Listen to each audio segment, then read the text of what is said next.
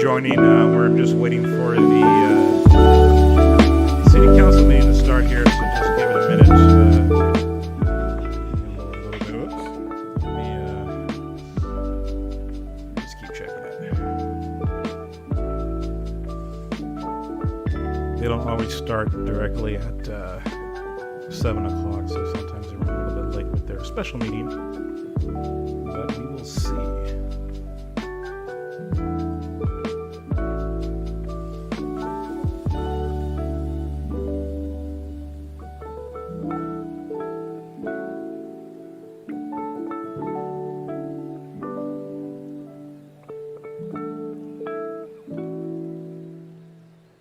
Just sit tight. Meeting will start shortly, and we'll go online. So get yourself comfortable.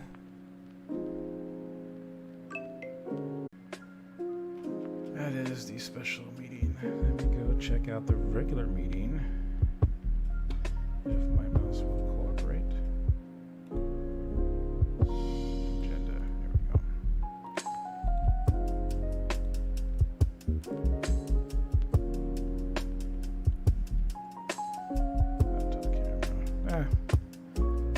What the hell? We'll go live. Ignore the scanner. Of course, I'll be on mute when we actually go live with the city council meeting. So.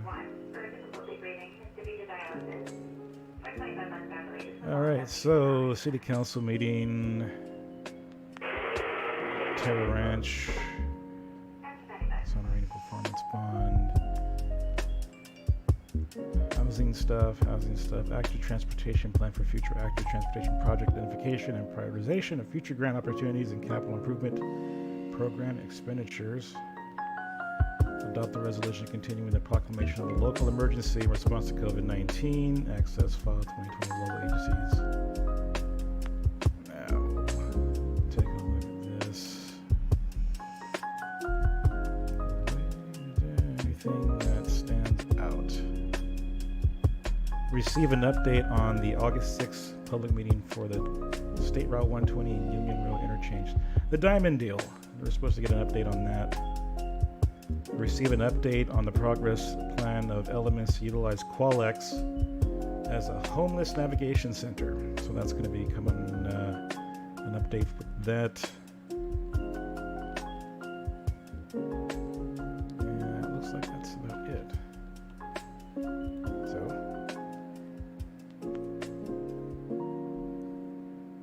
let me go check and see if they're live yet. And it looks like they just stopped the special meeting. So, while that's happening, I'm going to check one thing because this is the first time we're going live on everything, essentially. We're going live on Facebook, we're going live on Twitch, we're going live on YouTube, and we're going live from my website. So, give me a minute. I'm going to actually check on my phone here. Excuse me while I stare at my iPhone for a little bit.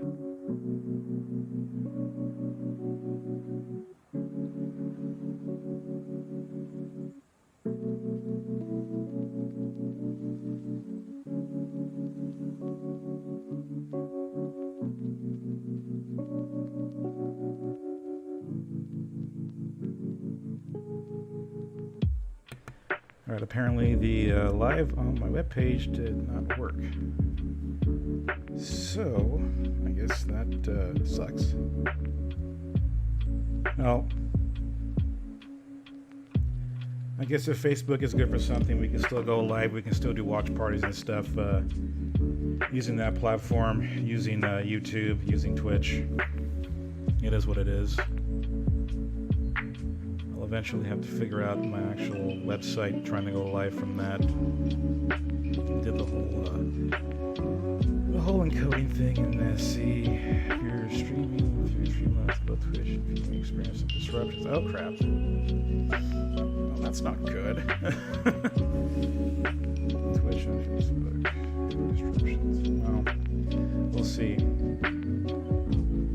Share to stream to your Facebook page. Well, no, this is not Pretzel Rock because Pretzel Rock actually got me in trouble last time. This is just some random page from YouTube. Actually, it's a lo-fi page. If you guys are familiar, chill music, lo-fi hip-hop radio, and usually they're not tagged for any of copyright. So hopefully, I'll get in trouble.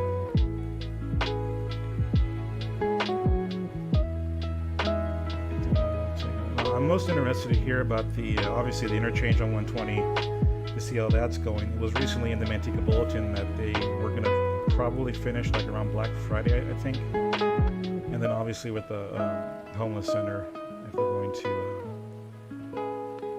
I guess, roll forward with that.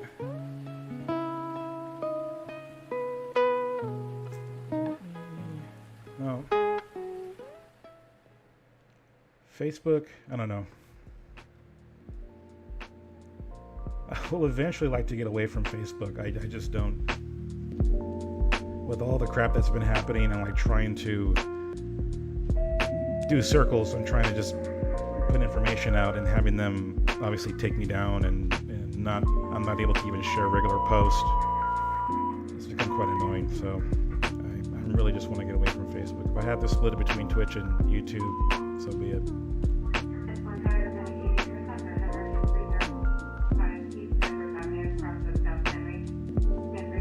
I am interested to see how this Streamlabs does using XSplit. I know you guys, if you watch the previous city council meetings, it tends to buffer every like minute or so, and I'm wondering if that is an XSplit broadcast software issue or if it's actually from the city council webpage. But we will find out in due time.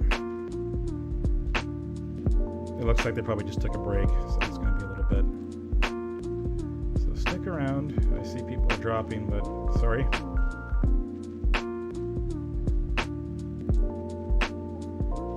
going to try to go live with the city council meeting soon.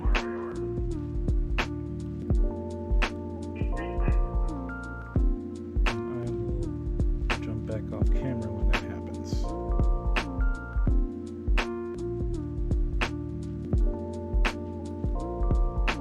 The nice thing is I can figure out the stream chat so I can actually see what y'all are typing.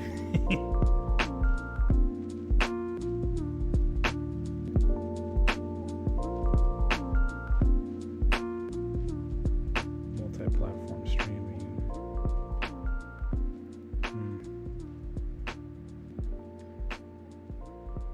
Well, hopefully, if I have any issues, I'm just going to drop Twitch and then just stream to Facebook. I guess that's the easiest. And from what I've found out, they don't really mess with me streaming live. Even when my account was basically, I was locked out to where I can't post to anything, can't post links, can't post to all my groups. I was still able to go live, so at least have that. All right, 15 minutes in, they haven't started yet.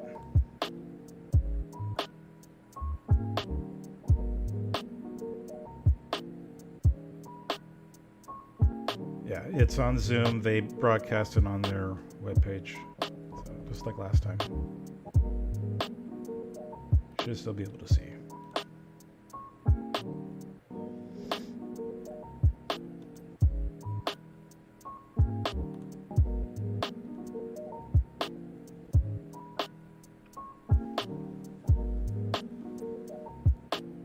We're going to be streaming the Manteca City Council meeting if you're just joining. Just waiting for them to start. Adjust the microphone here. There we go. So if you haven't yet, if you haven't checked my website out, That's another person. Every time you hear that little ding dong, that's someone joining the new website. So if you haven't yet, go check out www.snownews.network, and you'll actually be transported to the new Snow News website and have the opportunity. It's done through Wix, which is a pretty awesome website builder. They've allowed me to have like an app to where people can look at the blog that it's associated for the website, and you're able to kind of follow along.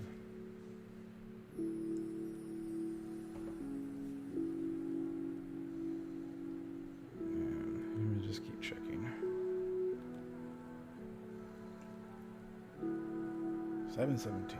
Probably gonna be like a half hour late or something.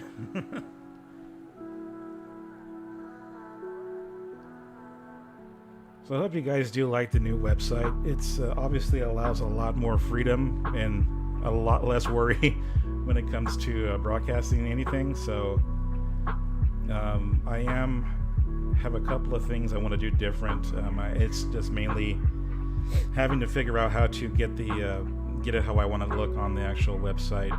So I want to be able to post links and stuff for regular style news aggregation for like stuff for the Manteca Bulletin. I want to be able to link to my website, Tracy Press, Sacramento News, anything that's kind of big up and coming. I want to be able to post links on that.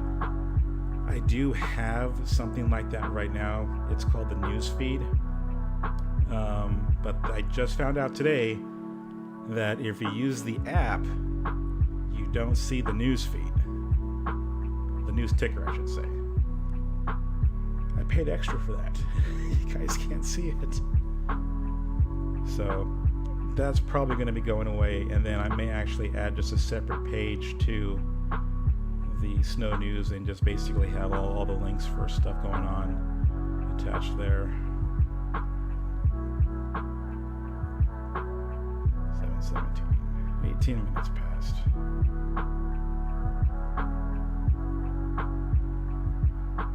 Well, we'll get a little bit here. I'll get some water. I'll be right back.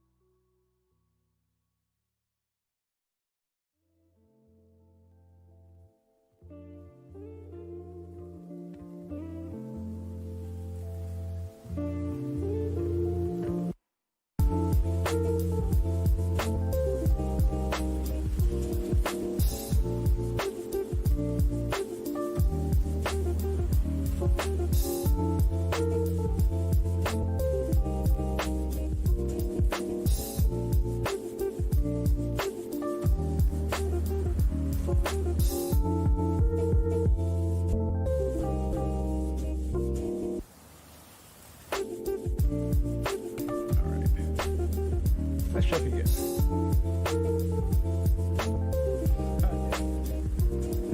We're running really behind now.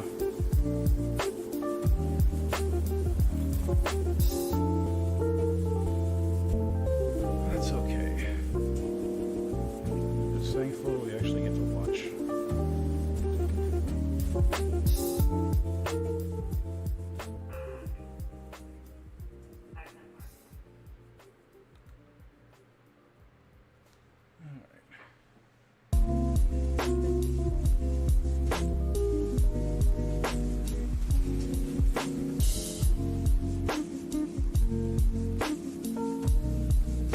Haven't been outside today, which actually was really nice this evening. Wasn't too hot. Just a little bit windy. Fortunately, I still have to work for the next 6 hours, so I won't be able to enjoy it too much.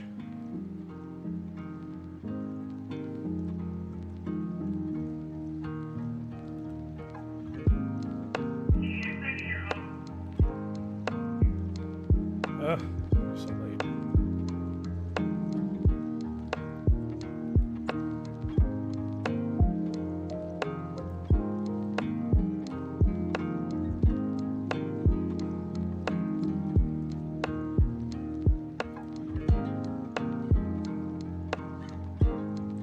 case, is there any echo or there's any kind of audio quality issues or anything like last time? I don't see any more comments, so hopefully everything is running somewhat smooth. Meeting has not started yet, correct?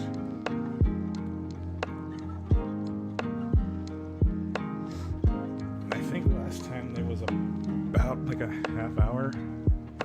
So we are early.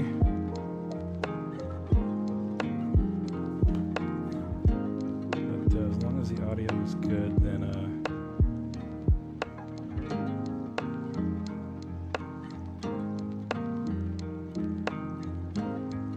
will be happy. Audio is great so far. Sweet. That is what we want to hear.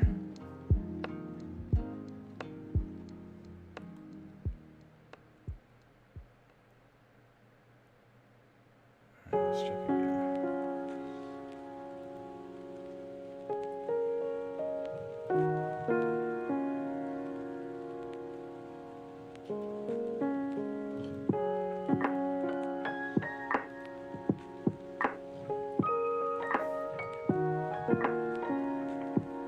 Well, 23 minutes past. Let me put up the agenda so you guys can see it over again.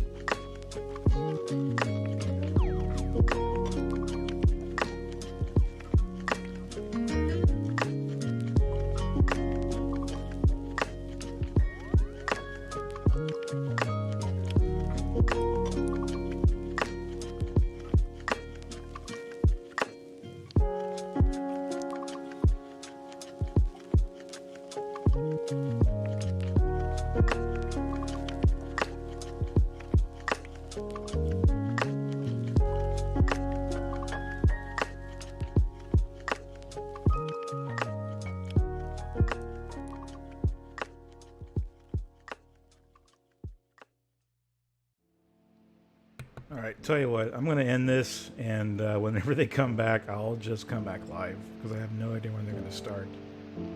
So we're going to be a half hour past, so I will be right back, and then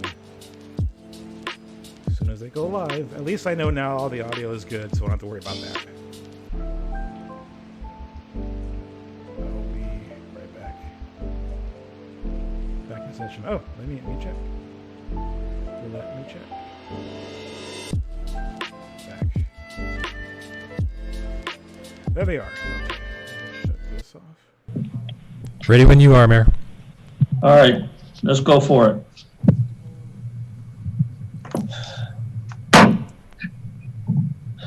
Open the regular meeting of the Manteca City Council, September 1st, 2020.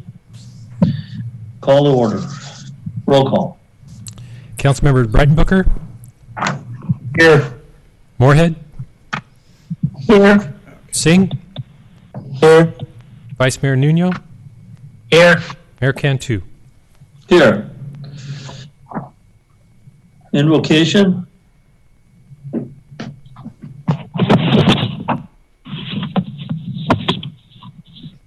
I got it. David? I got it. Let's pray. Dear Lord, thank you for today. Thank you for this time that we have. Just watch over us now. Bless this time. Bless this meeting. Give us the wisdom to make decisions that will benefit our city. Lord, I just pray for our first responders, for our doctors and nurses that are out there on the line. Just watch over them, watch over their families, and protect them.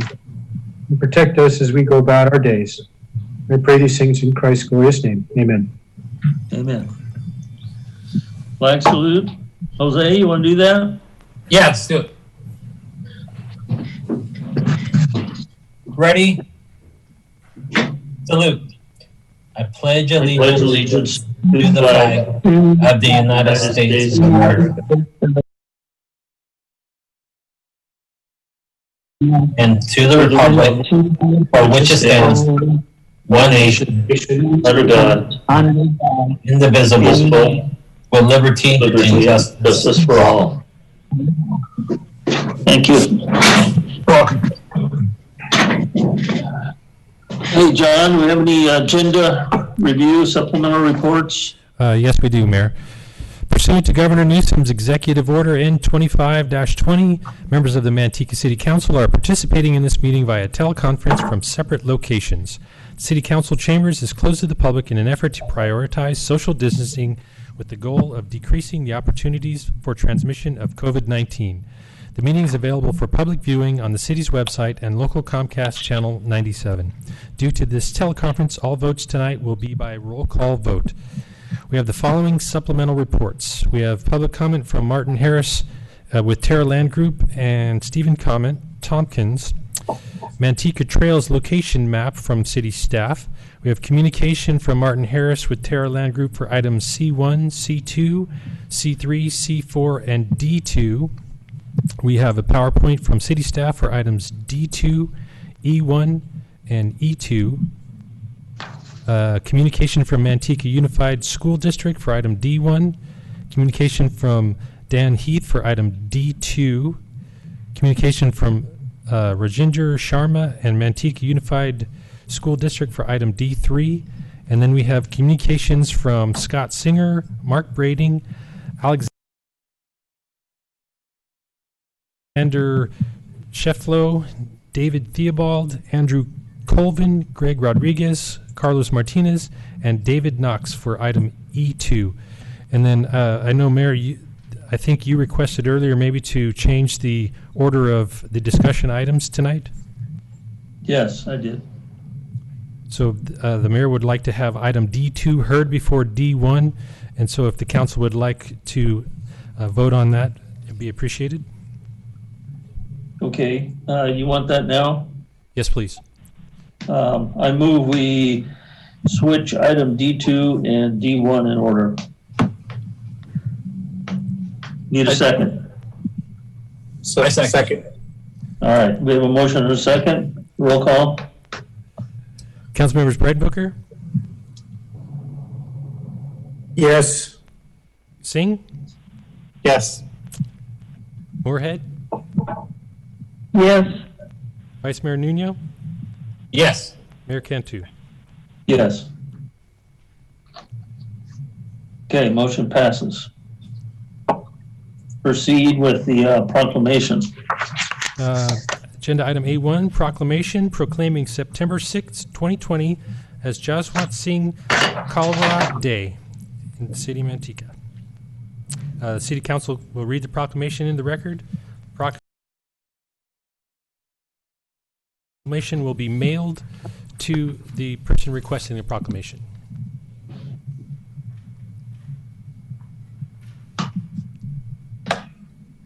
Ready? Ready. Okay, I already gonna mess this up, Gary. Whereas Jaswant Singh Kalra was a highly respected leader with the Sikh community and beyond, and was a strong advocate for the democratic and human rights of all people, and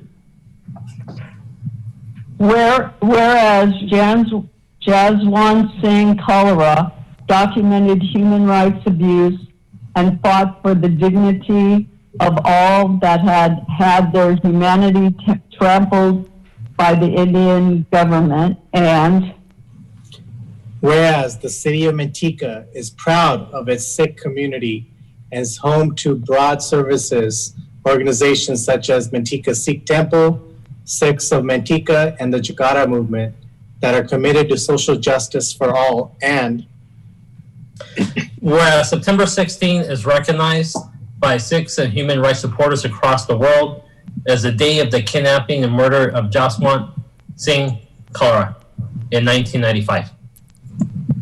Now therefore, I, Benjamin Cantu, Mayor of the City of Manteca, on behalf of the City Council, do recognize September 6, 2020 as Jaswant Singh Kalra Day and encourage all Californians to support the opportunity to better understand, recognize, and appreciate the real rich history of the Sikh Americans. All right. Thank you.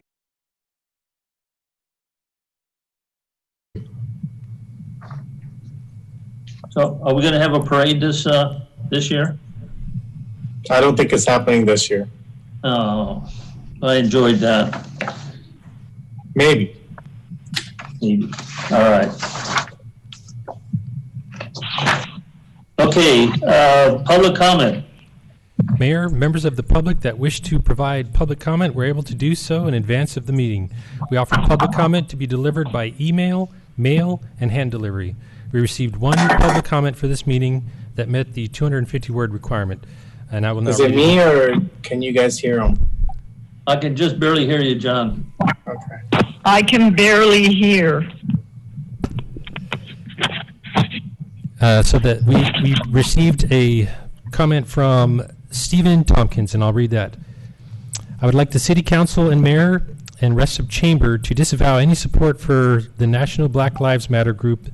They are an avowed Marxist group that wants to destroy our system of government, fact, and they are not for all Black Lives Matter, only those that were shot by the police, again, fact, some justified, some not. I'm sure the local group, Manteca, is peaceful enough, as demonstrated earlier this year and attended by Gary Singh and Mayor Cantu. As representatives of Manteca, I cannot support your support for this terrorist group, nor will I trust you to make the correct decision to put down any attempt of rioting during any future peaceful demonstration. And that was Stephen Tompkins. And that's the only public comment, Mayor. All right. Thanks, John. Let's move on to consent items. Gary, are you removing any items? I wanted to pull C4 and C7. Okay. David? C4. C4. Debbie? Nothing. Okay. Jose? I'll do C4 and C7. And I'm going to pull C1.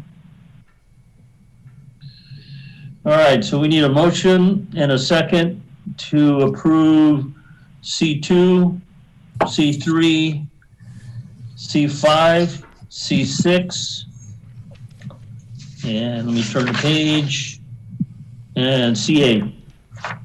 So moved. Second. We have a motion and a second. Roll call. Councilmember Brighton Booker, Here. Yes. Excuse me. Yes. Moorhead, Yes. Singh, Yes. Vice Mayor Nuno, Yes. Mayor Cantu. Yes. I pulled C1 because I asked staff to provide a map that better identified the location of the part with street improvements. And I think staff has that map.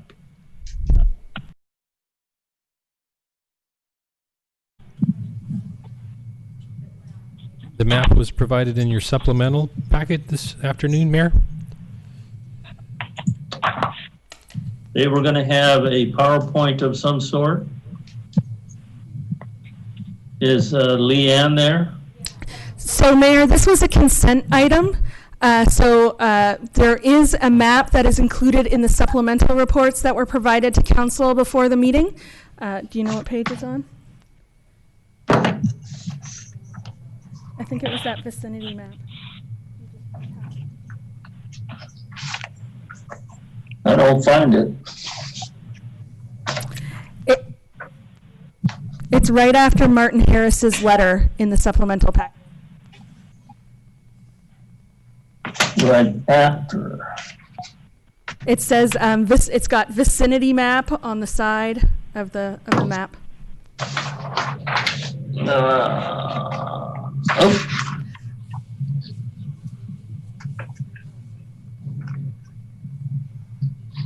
Okay, I found the map, but oh, there it is. Okay.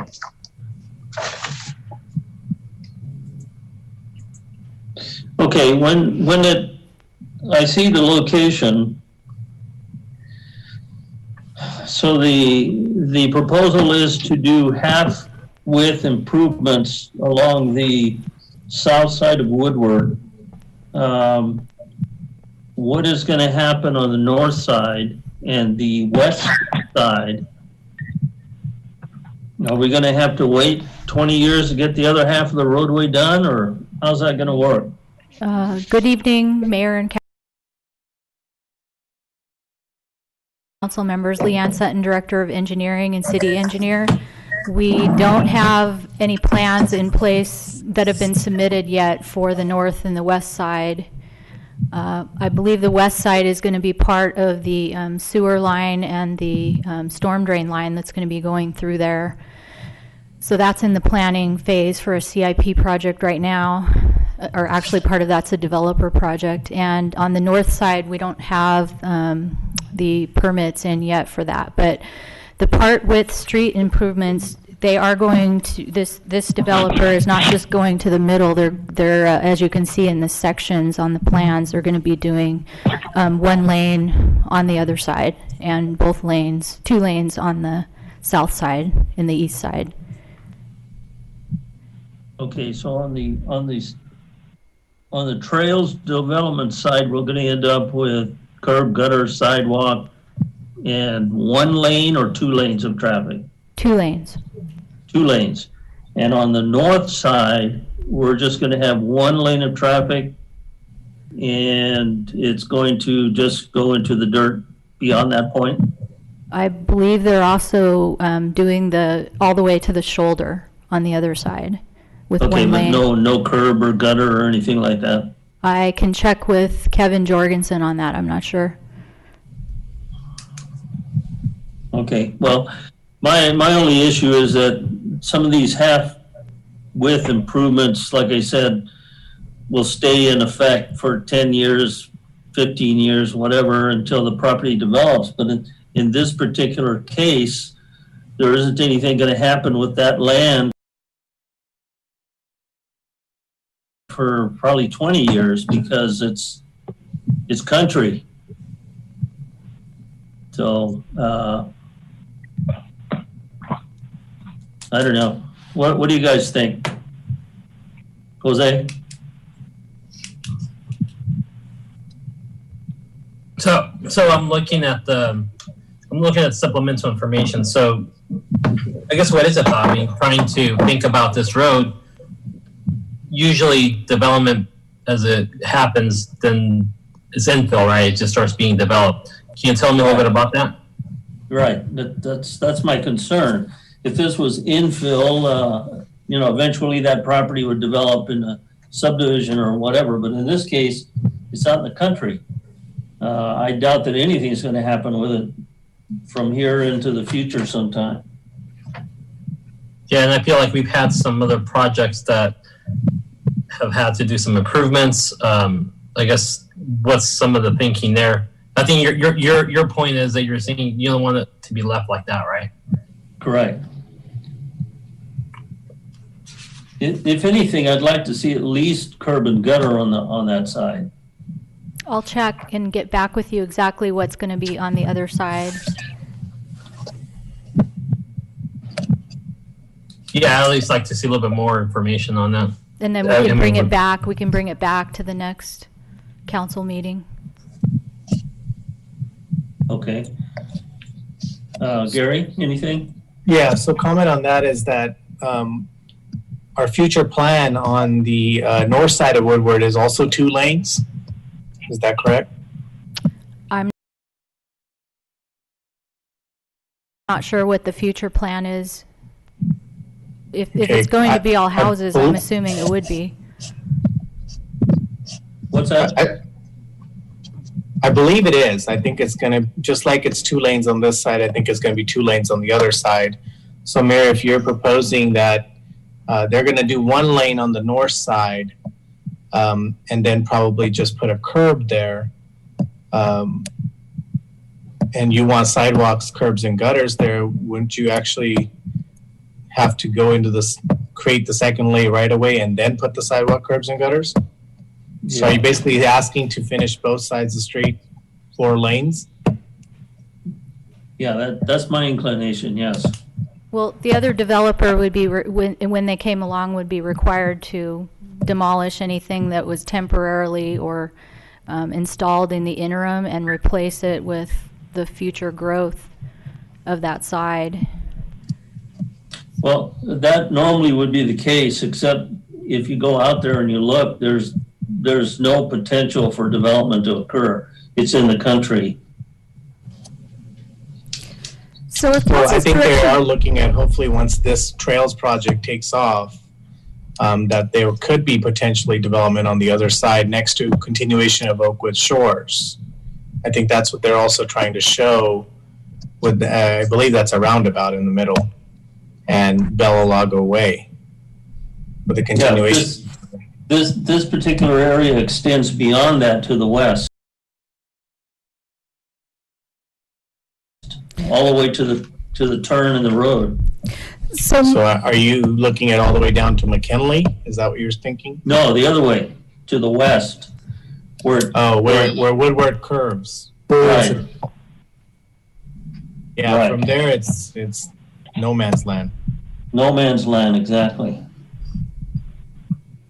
so Mayor, we have some more information for you. Just a second, we're going to bring it up for you. Can you see? I think JD is going to be able to provide some more context. Okay. Oh, good evening, Mayor, council members, J.D. Hightower, the Deputy Director. The discussion on Woodward Avenue, on the north boundary of trails, is actually 2 travel lanes and a median. What will happen is that the developer will fill out the travel lane on the south lane, plus provide another temporary travel lane. So we'll have the full general plan, what our transportation model has. And then when development takes place on the north side, they'll complete that, put the median in, and have the 2 travel lanes on Woodward Avenue. That's what our transportation model shows and what our PFIP plan has that we're collecting funds for. JD, if you take Woodward all the way to the west, where it turns, there's nothing, no development occurring out there. There's nothing occurring right now, but I believe there's some development out there that under the county's plan, as we increase and have our levies brought up to standards and bring everything on board, I think there'll be more and more, you'll see some more development out along in that area, especially with the SubJAFCA and statements of adequate findings. And as we increase our capacity of our levies, there'll be more development, development potential than you see there today. All right, So David? Jake, you're actually saying as Woodward curves to the south, basically, you can foresee development there sooner than later? As we increase the levee capacity and our flood control capacity, as we put in our drainage improvements with the zone associated with the zone 39, zone 36 improvements, I think you'll see some there'll be some more development potential on that west side, although it's not going to be part of the city. There'll be some development potential that may take place with the county. Well, David, you have anything? So the north or the west side of Woodward out there is county. You have the mobile home park, you have the bar, and the trailer park that's out there, and then the houses that go around out back to a KOA. I wouldn't require the developer of the trails to put in 2 lanes both ways, or someone else is going to come down later on. Right now, the traffic need doesn't need a second lane on the north side. They're putting in their part that they have to put in. I think we're good with that. I don't see the reason to require them to put in something on the other side that isn't, there's the thing about property requirement. You have to, they'll have to acquire the property to do that. So you're putting a bigger burden on the developer to do that project. And those costs will have to go down to the buyers. And I don't think we should send that to them. I think we should just let this go as it is, go ahead and approve it and move on. Yeah, you're right. Debbie? I agree with Dave 100%. We just need to approve this. Okay. Jose? Well, now that JD brought some more information, potential with, future development, it may not be 20, 30 years out. That's more encouraging. So I'm okay with the way it's being presented. Okay. I don't know if you guys actually drove out there, but I don't see a potential development occurring out there. It's all developed county standards and everything else, but is there a potential of continuing this thing so JD, you can drive me out there and show me? Sure. So, Mayor, question for you. Are you concerned more about the straight shot on Woodward between McKinley and Oakwood Shores, or are you concerned more about where it curves to the south? It's more that portion of Woodward west of the main entrance into the Shores project and the curvature to the south. I don't see that area as developing. I've been out there. It's essentially developed to county standards, and there isn't a lot of land left for anybody to develop anything. My concern is that we're going to have a lot of traffic out there, and we're going to end up with a half-improved road adjacent to trails that will be fully improved, and that's fine. But the other side is going to be a country road. So one question maybe I have for staff is that on that section of road, which is basically going, south at that point, is there entrances into trails there? Or all the entrances coming straight off of Woodward where it's headed, where it's east-west? I believe it's east-west. The entrances are on the east-west portion. Correct. So that's why I'm feeling that the traffic that you're saying that's going to be coming and curving to the south, I don't believe that traffic's necessarily going to be there. I think the traffic is going to be up to Oakwood Shores and then going back east, because there's really nothing other than, unless they want to go to the river or go out there, for a reason for them to be going that way. So for me, I would be more concerned about that straight shot section, make sure that portion of Woodward is improved than where it's headed into the country. Okay. All right.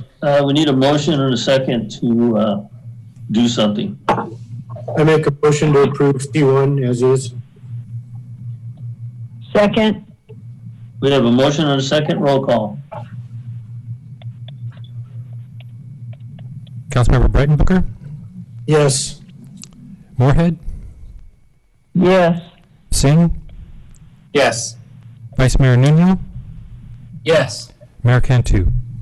Yes. Okay, C4, Gary, David, and Jose. John, can you give us, what is C4? C4, adopt a resolution approving the active transportation plan for future active transportation project identification and prioritization for future grant opportunities and capital improvement program expenditure consideration. Gary? So looking at the plan, definitely I appreciate it. I think this is great to look at potential pedestrian bike traffic throughout our city. One of the questions that actually was brought to my attention was that when you're looking at attachment 2 and you're reading about Union Road, there's a language in there that's saying that in order to create the bike lane, that you're going to actually remove one side of, so basically make Union Road only a 2-lane. I just wanted some clarification on that, if that is correct, because when you look at attachment 3 and your maps, it doesn't show that lane going away. It's still showing it as a 4-lane. That was we have a Rod Brown with Fear and Peers with us as well. Again, J.D. Hightar, the Deputy Director of Community Development, but that was I caught that early, and there was a typo. If you look, you're correct in that if you look at the section of Union Road on those plans, I think it's on page on the appendix around page 37. 18. It shows a 4-lane facility on Union Road with the 2 bike lanes on either side. That was a typo. Okay, that sounds very encouraging. I was going to say, that's kind of been our issue with Main Street. Let's not create another one. No, it's a 4-lane facility with bicycle lanes on either side, on the west and east side. Thank you. No further question from me. Okay, David? I had the same concern. It was brought to my attention that, in the reading, it's down to 1 lane, but in the picture, so it was conflicting. I just want to make sure that's clarified before we continue with this. It was a great job on the project, and I think it's a great idea, but I just wanted to make sure we had clarification on that.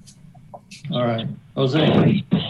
Yeah, I also got contacted, bringing it to my attention. I wanted to make sure that it'd be cleared up if it was a typo, which I assumed it would be, because as Union Road, as we know, it's one of the main artery roads here in town.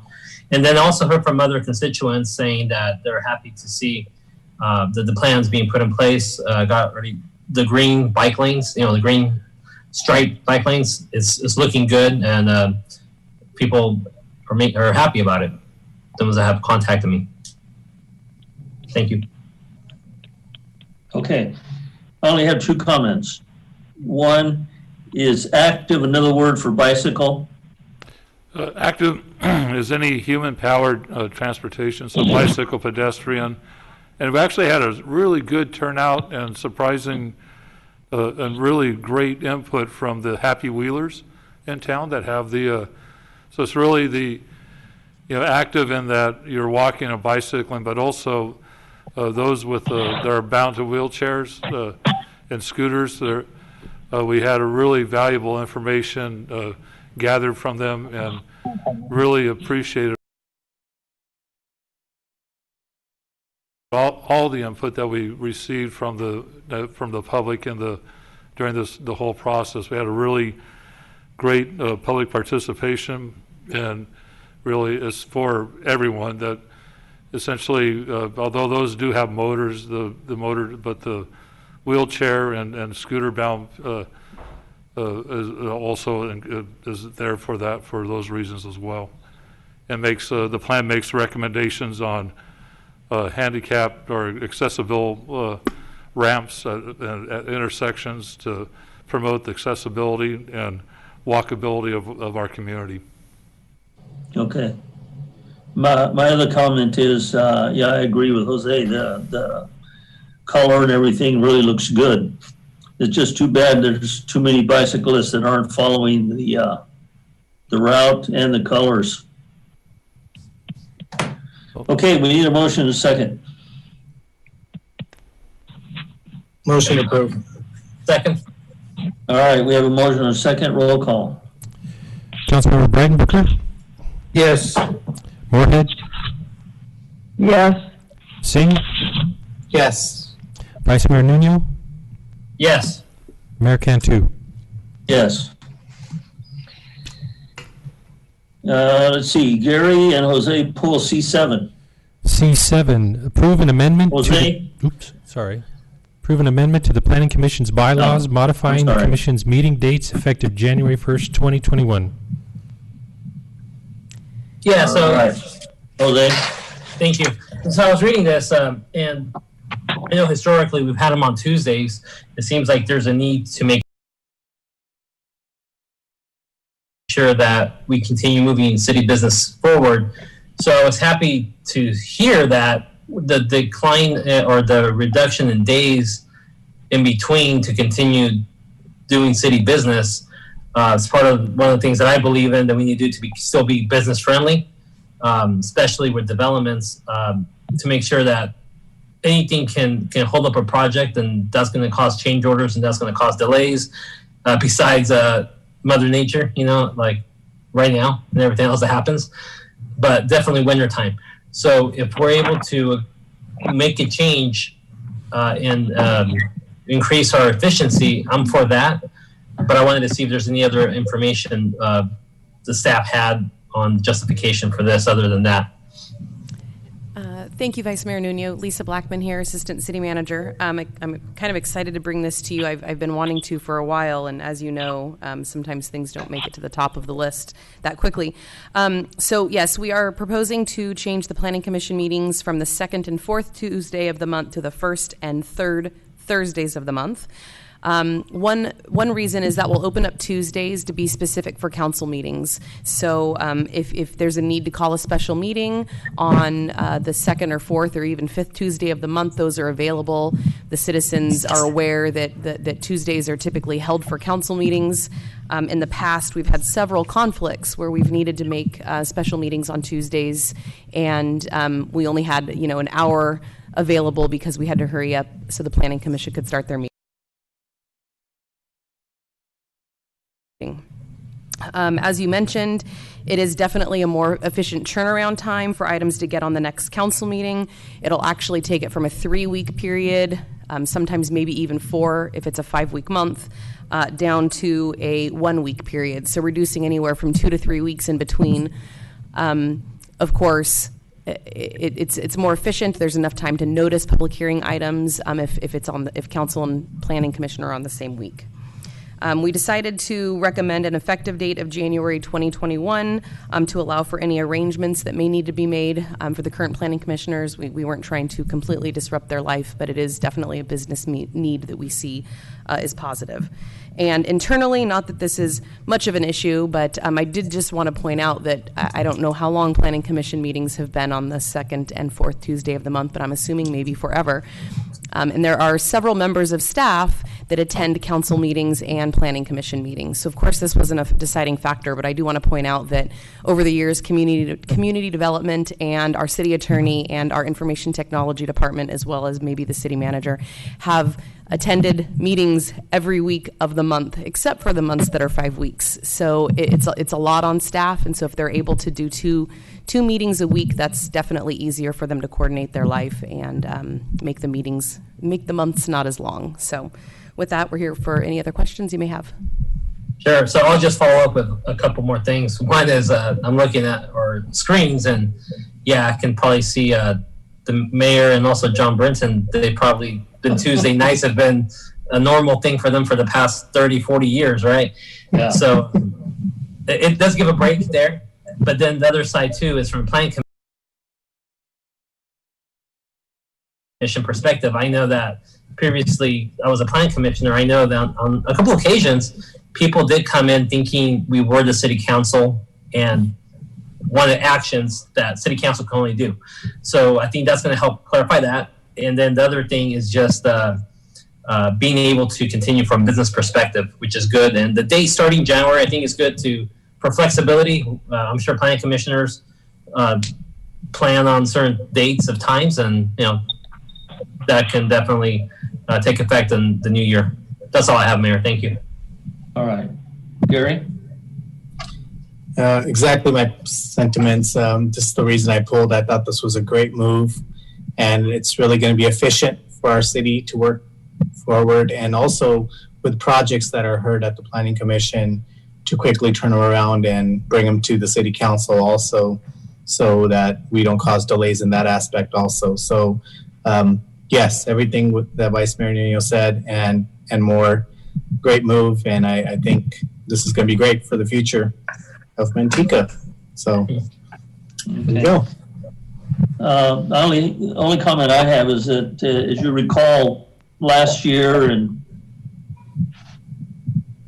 we were meeting virtually every Tuesday for a time period there, and it really created a crunch between the city council necessity to meet and the planning commission meeting. So it's actually been this way since, I don't know, John, the 60s, the 50s, whatever.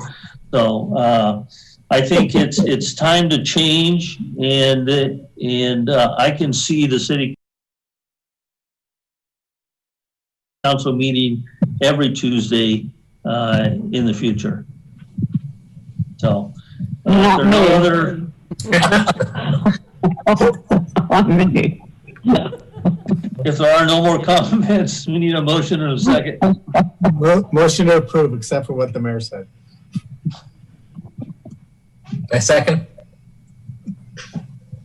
All right, we have a motion and a second. Roll call. Councilmember Breitenberger, Yes. Moorhead, Yes. Singh, Yes. Vice Mayor Nuno, Yes. Mayor Cantu. Yes. Okay, we are into public hearings. We'll go to G2. Item D2, waive the first reading and substitution of the title and introduce an ordinance approving the First Amendment to the Trails of Manteca Development Agreement, extending the term and facilitating the financing for construction and service demands of the 1,266 single-family dwelling units, 32.2 acres of parkland, and 28.9 acres of levee frontage improvements on 314.6 acres at 2368 East Woodward Avenue. And I believe we have a consultant joining the call, or it's maybe the developer. Good evening, Council. J.D. Hightower, Deputy Director of Development Services. Have a brief presentation on this development agreement amendment.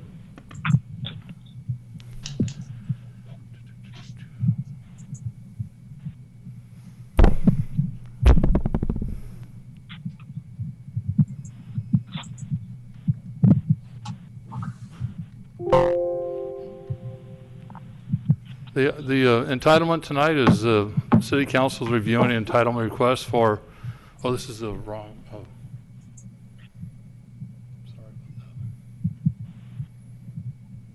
Sorry about the confusion on the PowerPoint presentation. Yeah, correct.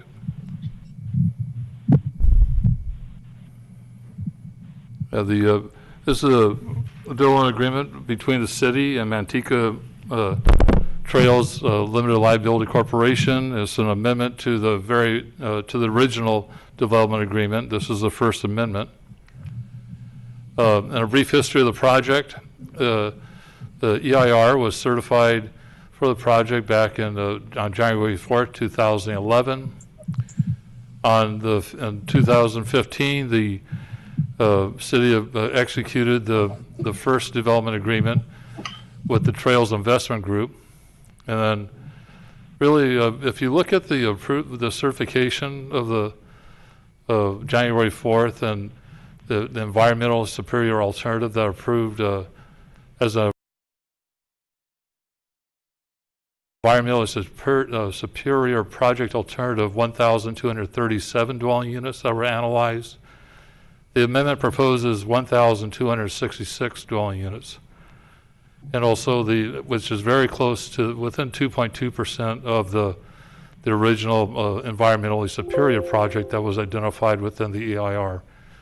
And we have the applicant is seeking to extend the development agreement term to a 20-year term. Then in August, the Planning Commission found that the development agreement is consistent with the adopted general plan. Here's a vicinity map of the Trails project area, and then the the substantial conformance map that the city engineer found that this map is in substantial conformance with the with the other tentative approvals associated with the trails. And again, it's 1,266 dwelling units, 28.9 acres of levee frontage improvements, which includes a flatland area and a channel, and with the trail that's proposed with the trail, open space area of 32.2 acres, and then a wide variety of lot sizes throughout the subdivision area. What the Planning Commission found was that it makes economic sense for the city. The city, we peer reviewed a economic analysis with our economic consultants, economic and planning systems. The estimate of the build out to make sure there was no net deficits to the city. And what we found was that at the general plan, with the build out of the subdivision, if you had an assessment of between $40 to $70 per single family dwelling unit, it would result in no impact to the city. The safety element we took all the concerns about the flood control and what our requirements are for under section 865.5 of the government code that establishes the 200-year floodplain. And it says we can't enter into development agreements unless the local flood management agency has made adequate progress on construction of a flood protection system that the urban level of flood protection shall be achieved by 2025. Our local flood control agency, the SOJAFCA, San Joaquin Area Flood Control Agency, did forward a statement of adequate progress to the Central Valley Flood Control Board in accordance with state law. Again, we're looking at a substantial drainage improvement in the area with the storm drainage backbone infrastructure program identified in the capital improvements program as a storm drainage backbone infrastructure project under CIP 2004P, which is consistent with general plan policies. Also, the general plan is community design element. Says that the city will develop residential design standards.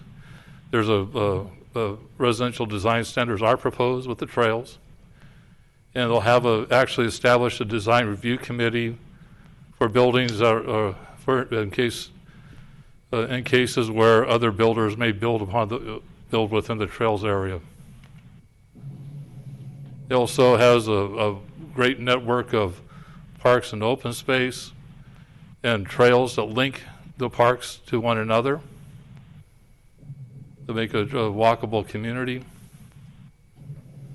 The housing element says, we should avoid policies, regulations, and procedures that add unnecessarily to the cost of producing housing while assuring the attainment of other city objectives.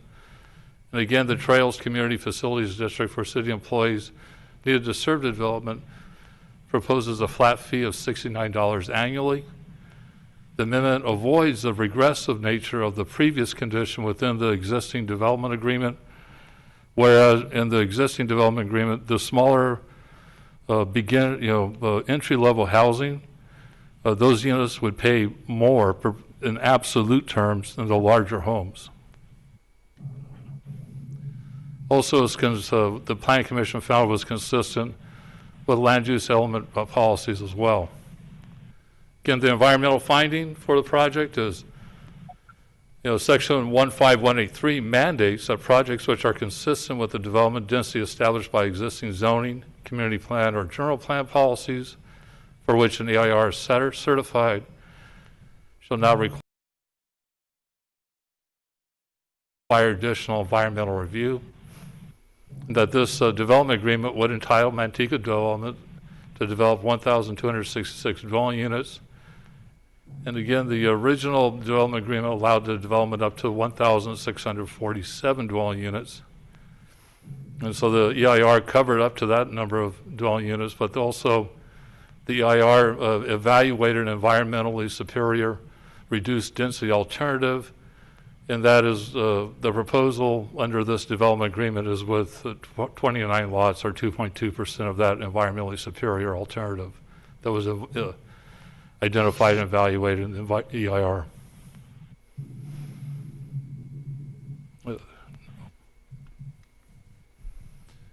And again, the environmentally superior alternative had less impacts across the board than the single-family alternative that was evaluated.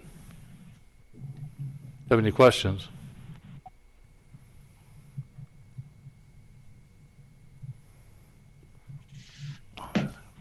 Okay, thanks, JD. Is the applicant going to say anything? So the applicant is on the line, Mayor. As soon as you open the public hearing, they have their 5 minutes. Okay. Good evening. Is it okay to proceed now? Mayor, would you like to open the public hearing at this time? Call him.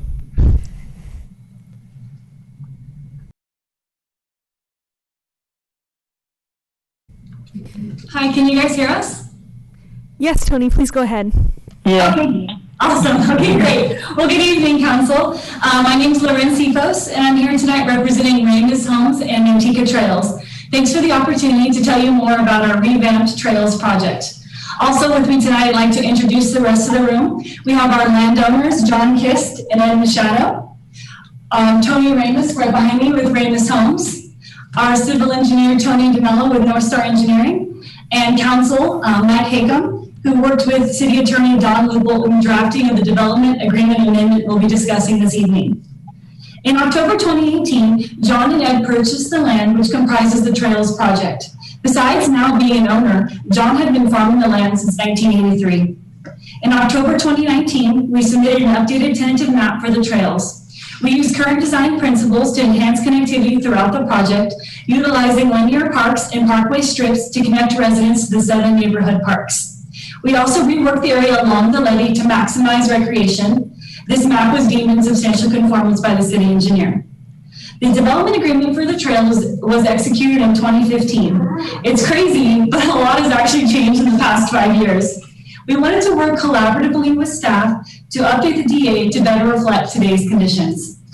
So this past January, we reached out to community development to explore amending our DA, which is valid until 2025. As mentioned in the staff report and in JD's presentation, the Trails will be a neighborhood of 1,266 homes, consistent with the environmentally superior project alternative identified in the EIR. I'm going to break those 1,266 down for you. So approximately 109 homes will be on 10,000 square foot or larger lots, like what we designed at Terracina over at Primavera. The large lot phase is designed with the option to be gated and will provide executive housing inventory both realtors and the council have agreed is important for Manteca. 313 homes will be built on 60-foot wide lots, which start around 6,000 square feet. These homes will be similar to what we've built and are currently building over at Oleander Estates. Then, in order to meet ours and your council's goals for attainable housing, 553 homes will be built on 50-foot wide lots, starting around 5,000 square feet. These homes will be similar to the homes that we built over at Dulcinea, just off Austin Road. And 291 homes will be situated on 3,500 square foot lots, our small lots. Drawing on our 75 years of experience in designing neighborhoods, we developed the layout seen on page 4 of the staff report, and the one you can kind of see here right behind me. Weaving these different types of homes and price points throughout the trails will create a community of lasting value and give residents a range of housing choices. Whether they're looking to purchase their first new home, move up to their next home, downsize, or build and design their forever home. Our first phase will be located at the northeast corner of the community and will feature our small lot homes, our first chance to tackle the attainable housing challenge. A market study by John Birds Consulting anticipates that the small lot homes will attract professionals young couples, young families, and seniors. Since the backyards will be modest, public spaces that allow for expanded backyard amenities were identified as critical to these homeowners. In designing our small lot floor plans, we are taking the work from home trend very seriously and plan to include flexible spaces that can function as a home office or classroom. Our floor plans will provide solutions to ease the burden of working and educating from home. Whether or not the work from home trend continues, these designs also encourage a reduction in driving by providing dedicated space within the home for work, shortening or potentially eliminating a commute. We also learned from the market study that proximity from the residence to open space is very important for a simple reason: convenience. This makes multiple strategically located parks more effective and more likely to be used by residents. As you can see on the parks master plan diagram at page 6 of the staff report, the 7 parks each offer different amenities and function as expanded backyards. Besides soccer and wiffle ball fields, the first park to be constructed at the trails will also include an event lawn, ping pong, cornhole, sand volleyball, basketball, a jogging circuit, and a yoga group workout area. And this is just the first park. You'll notice that the proposed amenities are intentionally non-exclusive. Anyone can walk on the meandering trails, show off their parkour skills, shoot hoops, or get a group of friends together for yoga in the park. Community and inclusion are the vision for the trails. We've created a network of welcoming public spaces to reinforce community, like areas for the cornhole tournaments, live music, movies in the park, outdoor exercise classes, picnics, celebrations, and have also worked hard to offer a mix of housing types starting at attainable price points. Tonight, we're asking you to support the DA amendment for the trails and help make this neighborhood a reality. The staff report does an excellent job of outlining the major updates to the DA. The trails is the first development in Manteca required to pay for their annual impacts to the city through an operational financing fee. Depending on the expert, the shortfall to the city is estimated to be of between $37 and $69 per home per year. The annual operational financing fee will become part of the project's CFD and will be subject to the respective escalator.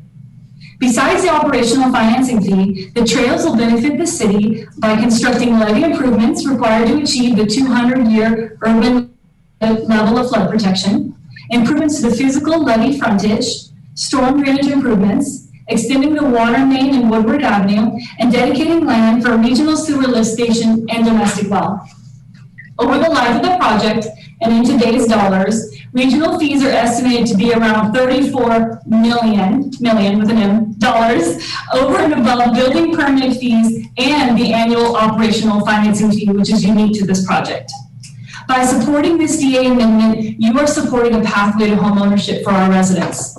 Homeownership contributes to the overall vitality of our city and is a vehicle to help our residents create wealth, build equity, put their kids through school, and transition into retirement.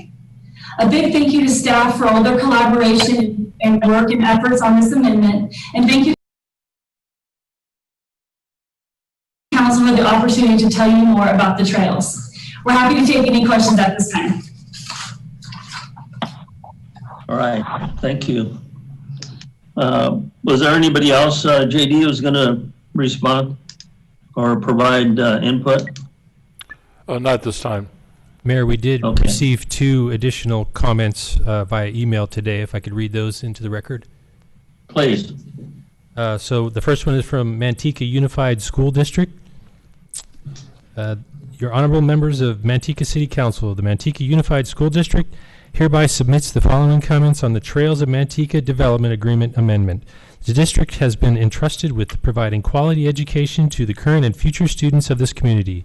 We believe the City Council would agree expectations for developers are to provide quality housing projects that will serve the citizens of this community without creating negative impacts. To maintain necessary funds for students in the classroom, a partnership is critical with local developers. The district is consistent in providing all developers the same mitigation package in that we are only seeking to collect the minimum amount required to mitigate impacts to school facilities. The project proponent has acknowledged the importance of school funding, however, as of today's date, has not executed a mitigation agreement for the project. Therefore, the district cannot support this project. We do anticipate that prior to the City Council hearing for this development agreement amendment, the project proponent will finalize their agreement with the district to mitigate impacts to school facilities. The district would like to emphasize the importance of the continued collaboration between the district, developers, and city through the entire entitlement process in order for growth to be orderly and well planned. Thank you for the opportunity to participate in the review process and for your consideration of the above. And then we have an email that was sent by Dan Heath today. To whom it may concern, we live on South Woodward Road as you make the left-hand turn heading towards Weatherby. We have lived there for 50 years and have experienced many accidents on the corner where South Woodward meets East Woodward. I am concerned that on the road improvements that will be done from the levee to the corner of South Woodward and East Woodward, cars come over the levee at high speeds. Just last month, the car ran into a large telephone pole at a high speed, which caused for a power outage for most of the day and dangerous conditions that shut down the road. He had some questions. Is Ramus planning on adding an entrance on the new Manteca trails on that portion of South Woodward? Are there plans for road widening on that portion of South Woodward? And is there a stoplight or stoplight plan for the corner of East Woodward and South Woodward? And once again, that was from Dan Heath. And that's all the comments that we received. Okay. Is anybody on staff able to answer the questions? Mr. Heath's questions? Was the, if you want to go over those one more time. Or, Mayor, if you'd like, I do have Tony DeMello, the civil engineer on the project. He can help if you like. We're here we're here to provide information. Okay, hang on there. JD? I was going to just, this is the first time I heard those questions. If you could read them back, and I'm sure that between Tony and I, we could answer those questions. Okay.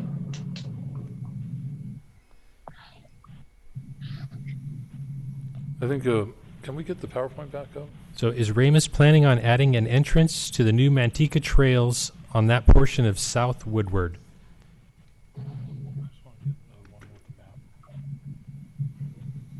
Mayor, do we have permission to help answer these questions?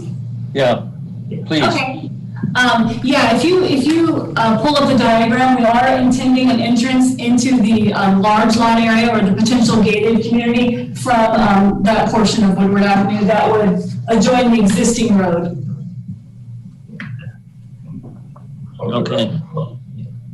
And a roundabout on the corner. I thought I'd go in order, just in case. So yeah, there's entry on there's one entry just north of the levee onto South Woodward Road. You can see that on the map there with with the parkland to the south and the larger lot single family residence to the north. Okay. And then That was part of my concern with the half road width improvements. The traffic doesn't stop at the main entrance on West Woodward. It actually goes around the corner, and there's another entrance on South Woodward.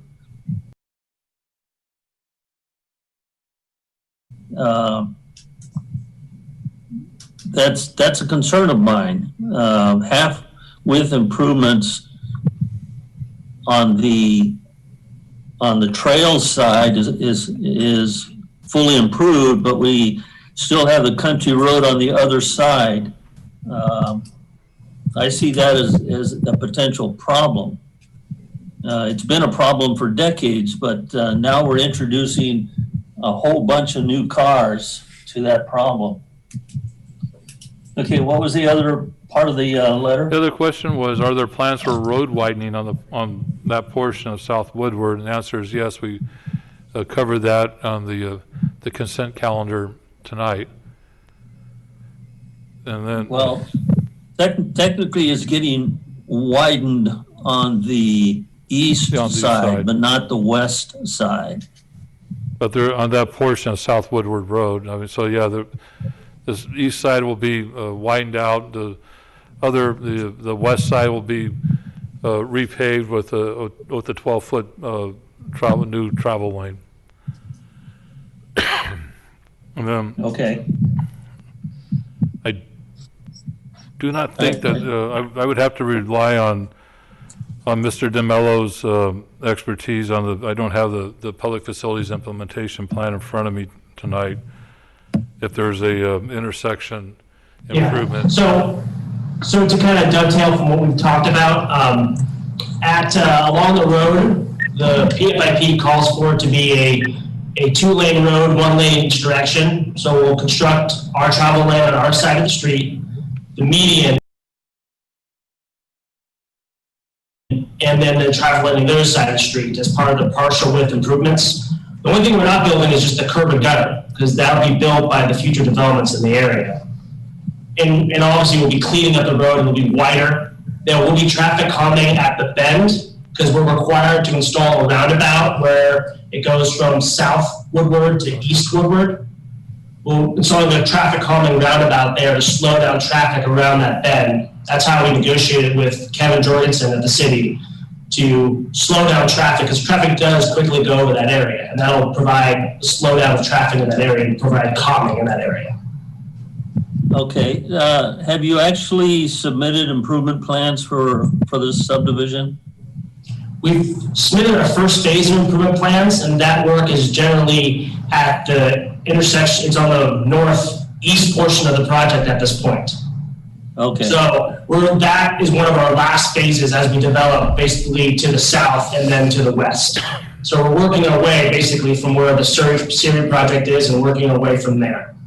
Okay. So, well, hopefully the city's improvement plans will improve by the time you get to the other end of the subdivision. And I think Kevin and Leanne understand what I mean. Okay. First, before I get into my comments, I want to make sure that we all understand that my comments do not mean to disparage the Ramos family or the Ramos development. I've known the Ramos family for decades, and the type of development, quality development that they do. And as far as I'm concerned, they're the only local developer that actually makes an effort to build more affordable housing units. But having said that, Jose and I were appointed to work on affordable housing program for this community. And in my research, I've found that the city has done a miserable job of meeting the housing requirements, the balanced housing requirements of this community. The primary focus has been market rate houses. And if there were attempts made by the city to provide affordable housing, it was done in the realm of senior housing. But the big gap between the two has not been met. The housing element that we have currently in place identified the number and type of affordable housing units that this community is supposed to be attempting to reach. And the reality is that there's been absolutely no progress in meeting those numbers in decades.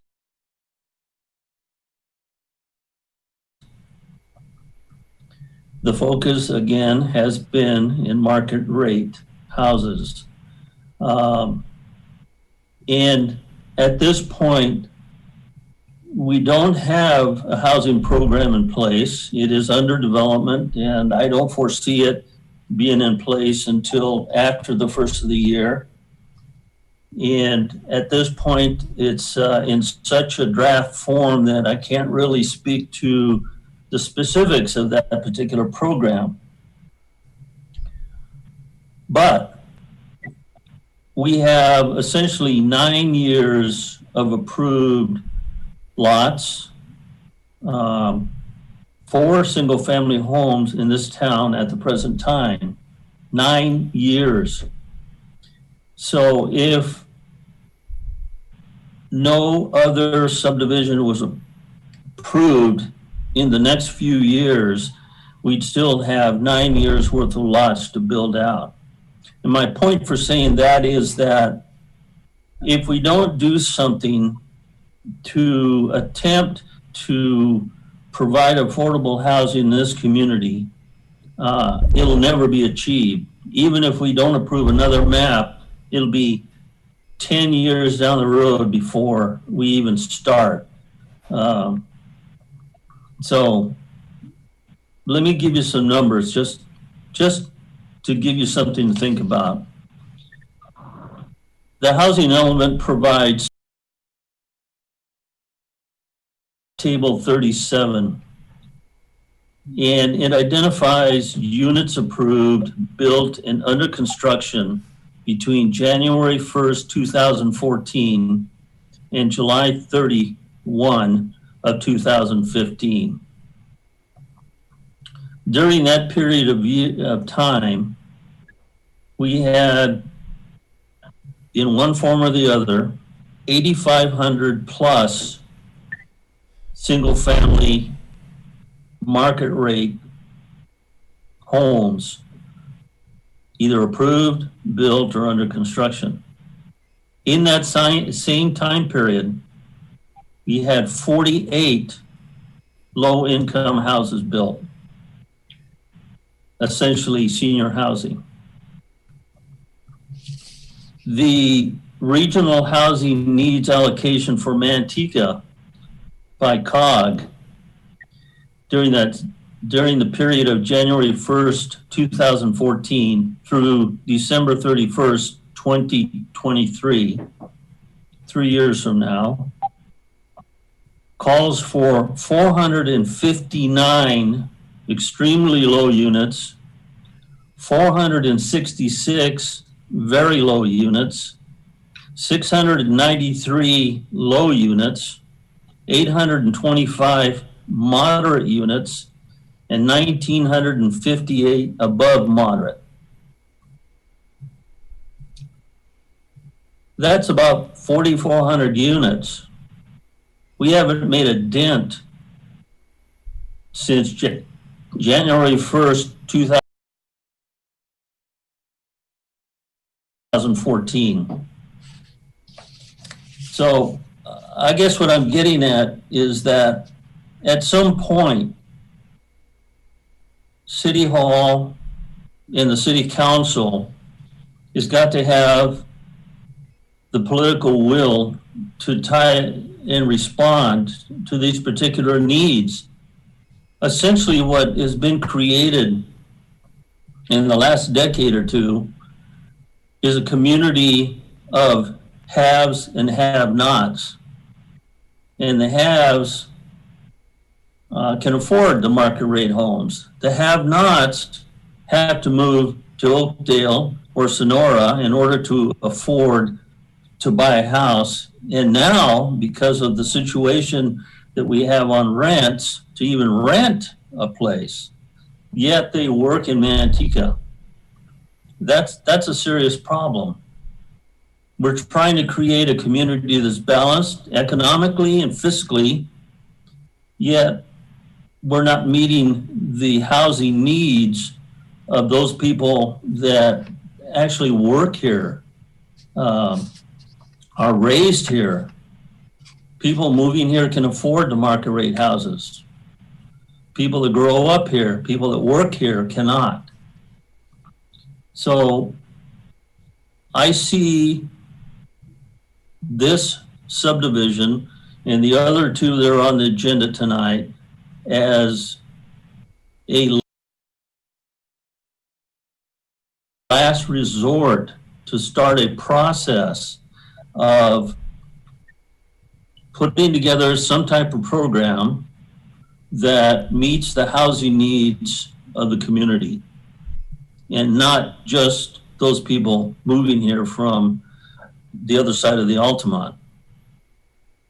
So I'm going to propose, and I know that staff had indicated a $1,500 fee. I'm not sure where that came from, but that was not part of the committee's work. Excuse me, let me get a drink.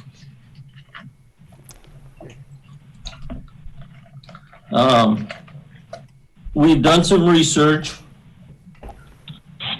We've researched other communities, and there are a number of different programs, different options for meeting the housing needs of community.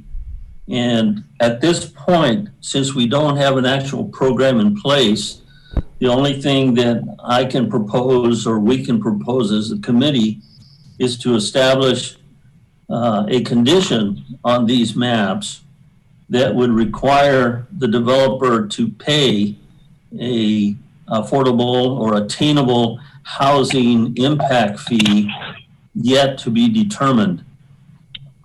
The city would obviously have to do some type of nexus study and determine appropriate fee or fees based on the housing needs and how we meet those needs. So that would be our proposal at this point, that we collect a fee, and like I say, we haven't done a study, so we don't have a fee. But if we were asked what that fee would be, I really don't want to even say a fee because there's nothing to support it at this point. But in other communities, the fee could range from $1 a square foot to $250 to support an actual unit based on, say, 10% of the development. So I would like to propose that at this point. Can I add something to it, Mayor? Yeah, please. Let's deal with that issue now, because there is another one I want to deal with as well. But let's deal with that one right now. Sure. So I'll just add a little bit more to it. So, Mayor, can I interrupt? Mayor briefly? indicated we're part of the Affordable Housing Committee subcommittee that we have, and this community, Manteca, has done a good job of doing about 7 affordable housing projects so far in this community over the years. But there's never enough money to get it done. That's why probably the number is so low. Whatever allocations we get through CDBG home funds specifically for that, internally the city has administered it, or the county, the San Joaquin, has administered it for the city. Programs from down payment assistance to other funds being made available. As the most recent one here was the cottage villages for the senior housing. You know, it takes a while to get the projects done, but the city has been working towards it. That's on the multifamily. On the residential side, there has been some smaller homes over the years that have been done. I know back in 2008, there's some other examples of it. It's still not hitting the deeper thresholds for folks, but that was some of the reasoning of the Affordable Housing Committee, just to think about different ideas how to bring those type of products, ideas on how to be able to house our current residents. And not everybody will be ready for a single family home today. A lot of folks are just barely being able to find affordable rental units, which is another big concern that we have as a city, especially as a committee, seeing that we need. The proposal in front of us, I got a chance to meet with the applicant and saw the plan, and I do like what I see. It's a very well planned out development. With housing, at different price points, from the attainable affordable housing to the mid to the executive, which is a goal that this council, we've all have shared that we want for our community. One thing about the fee, or I know we've used this word in the past, community, like bonus bucks, that's been a term been used by council of the city of Manteca, is that I don't want to pass on a fee like that for development that is definitely working towards providing that type of housing. I saw the presentation the applicant provided and staff, and for smaller lots, the main thing is to not bring more burden to a development, first of all, or else it's never going to be built from a development perspective. If it doesn't pencil out, it doesn't matter what we decide to do. So that's going to be important. But for either lots or home sizes, when I will discuss that in a little bit, definitely that could be something to look at for this council to discuss.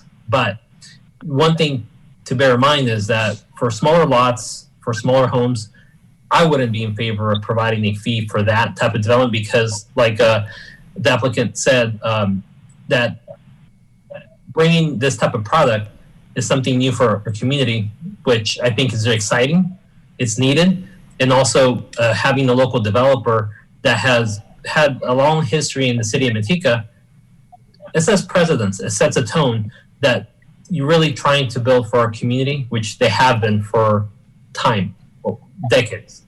So I preface the next comments we're going to make with that is that we're looking at a way to provide a solution for our community. I think this development is part of that solution, and just wanted to get those thoughts out for the rest of council to hear and see, and also for applicant to hear that as well. Thank you, Mayor. Mayor Cantu, David, do you mind if I... Do you have any comments, David? Oops, sorry. Staff has something to say.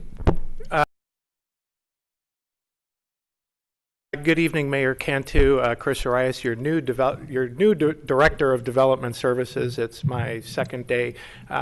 This is a topic near and dear to my heart, and I really appreciate your bringing this up.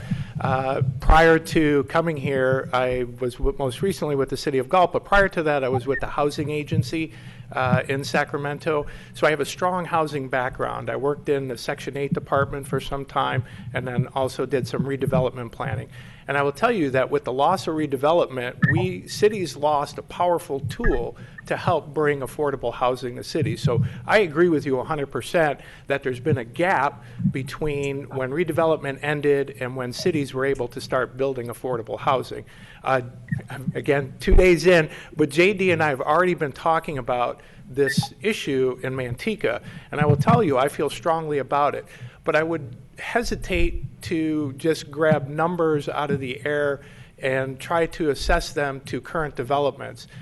These type of nexus studies that are required, are very detailed oriented and really provide, protection for the city and providing impact fees. But more than that, it might not be the best strategy for the city. I would ask that you give us time to create a strategy. I think, I know that the state is going to require in your next housing element and our next housing element that we actually implement some sort of plan where we can encourage affordable housing development. And there's typically a number of ways to do that. You can certainly do an impact fee if that is works for Manteca. Other areas that you can look at are reducing impact fees for housing development. There are nexus studies that show that lower economic families drive less, so there's less impact on the roads, justifying lower impact fees. And then the other, which I think most people are familiar with, are inclusionary housing.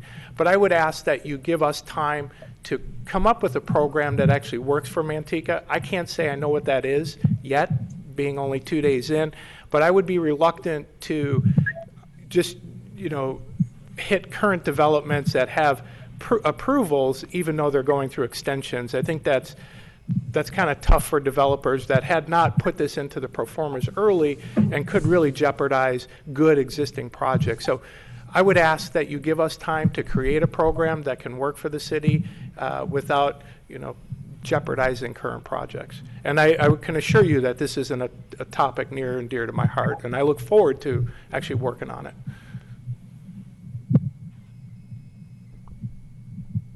And that's all I have. I appreciate that. I do. I really do. Jose and I discussed the very issue, and I met also with Tony Ramos on the subject. And my concern, and I'm sure Jose feels the same way, is that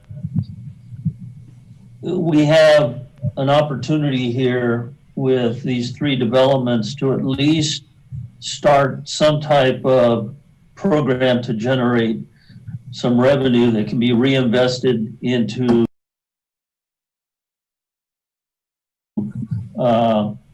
a yet developing affordable housing program.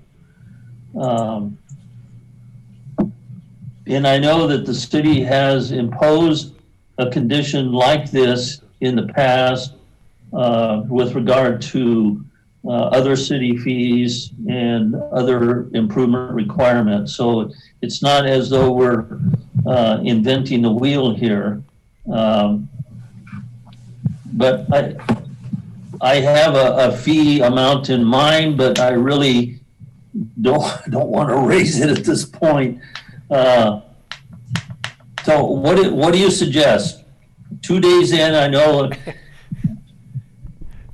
My suggestion would be to, approve the projects as presented, and then give us time to come back to you with a recommended strategy. Again, it would be high on my list to do. I do believe it's important. You do, as a developing city, it's important that you provide housing, a variety of housing product for a wide range of families. And so I would recommend that you approve the projects as presented and give staff time to come up with a strategy that works for Manteca.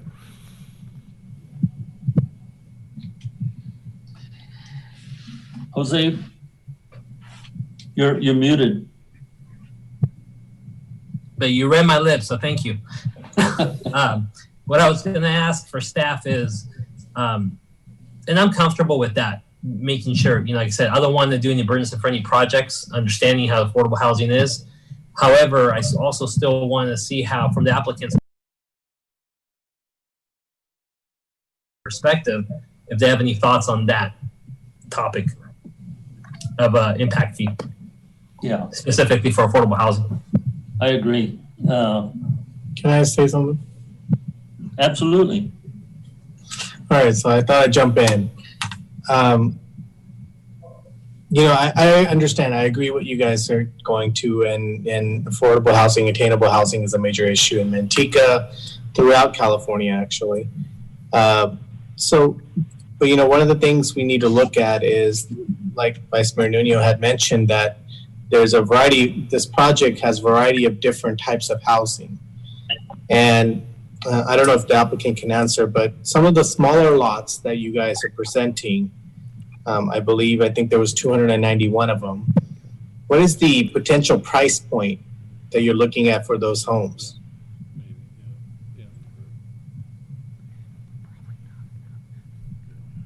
Hi, Councilman Singh.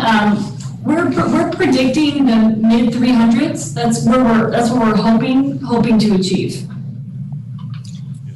So, thinking about that, and thinking about what's affordable or attainable in Manteca, we do need to understand that if you look at a $350,000 house with a standard, even an FHA loan or a 3.5% down payment, which is not that much money, your payment's about $1,500.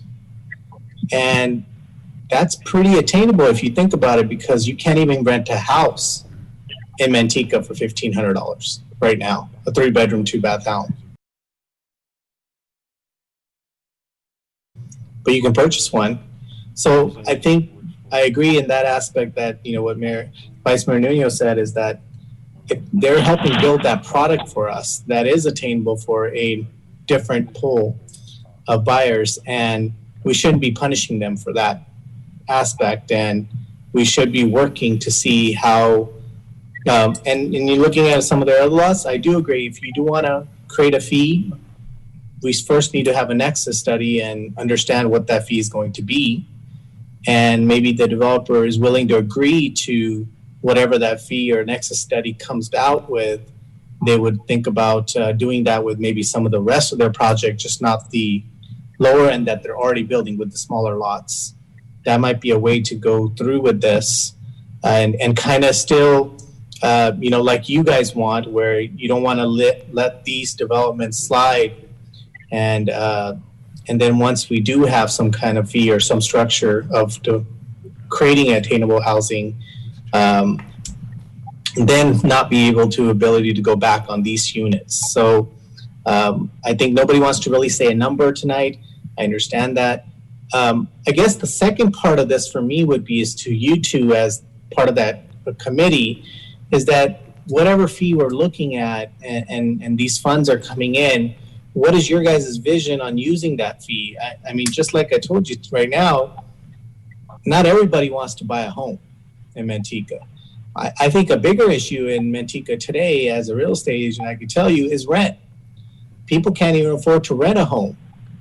People can't even afford to rent an apartment right now. And so I think, we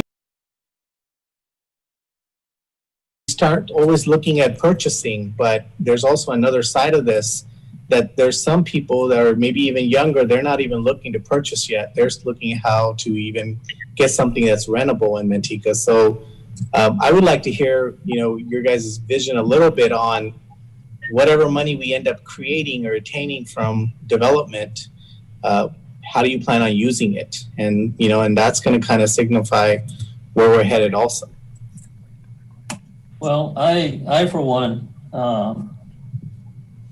the program would have to include some type of attainable housing fund that the city would use to actually either purchase land and provide in some form that land to a nonprofit housing builder to build affordable housing, whether it's rent or detachable single-family homes or attached single-family homes, or to purchase a building and retrofit it for affordable housing needs. I mean, there's an array of options that can take place to meet that affordable housing needs. But essentially the fees would go into a fund, and that fund would be used to either fund or actually build affordable housing units.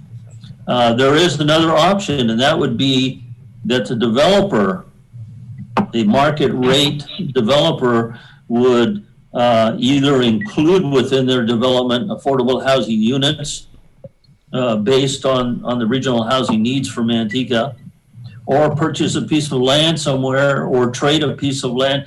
The thing to keep in mind that meeting the affordable housing needs, there are a slew of options on how to do that. It's not simply one thing. It's really a menu of things that can be used. At this point, we have nothing. We're trying to build that program, and I agree with you and Jose. I think the units that the Ramus project is building at the low end on the smaller lots is close, is very close. And I don't think a fee should apply to that particular portion of the project overall. Jose, you want to add anything?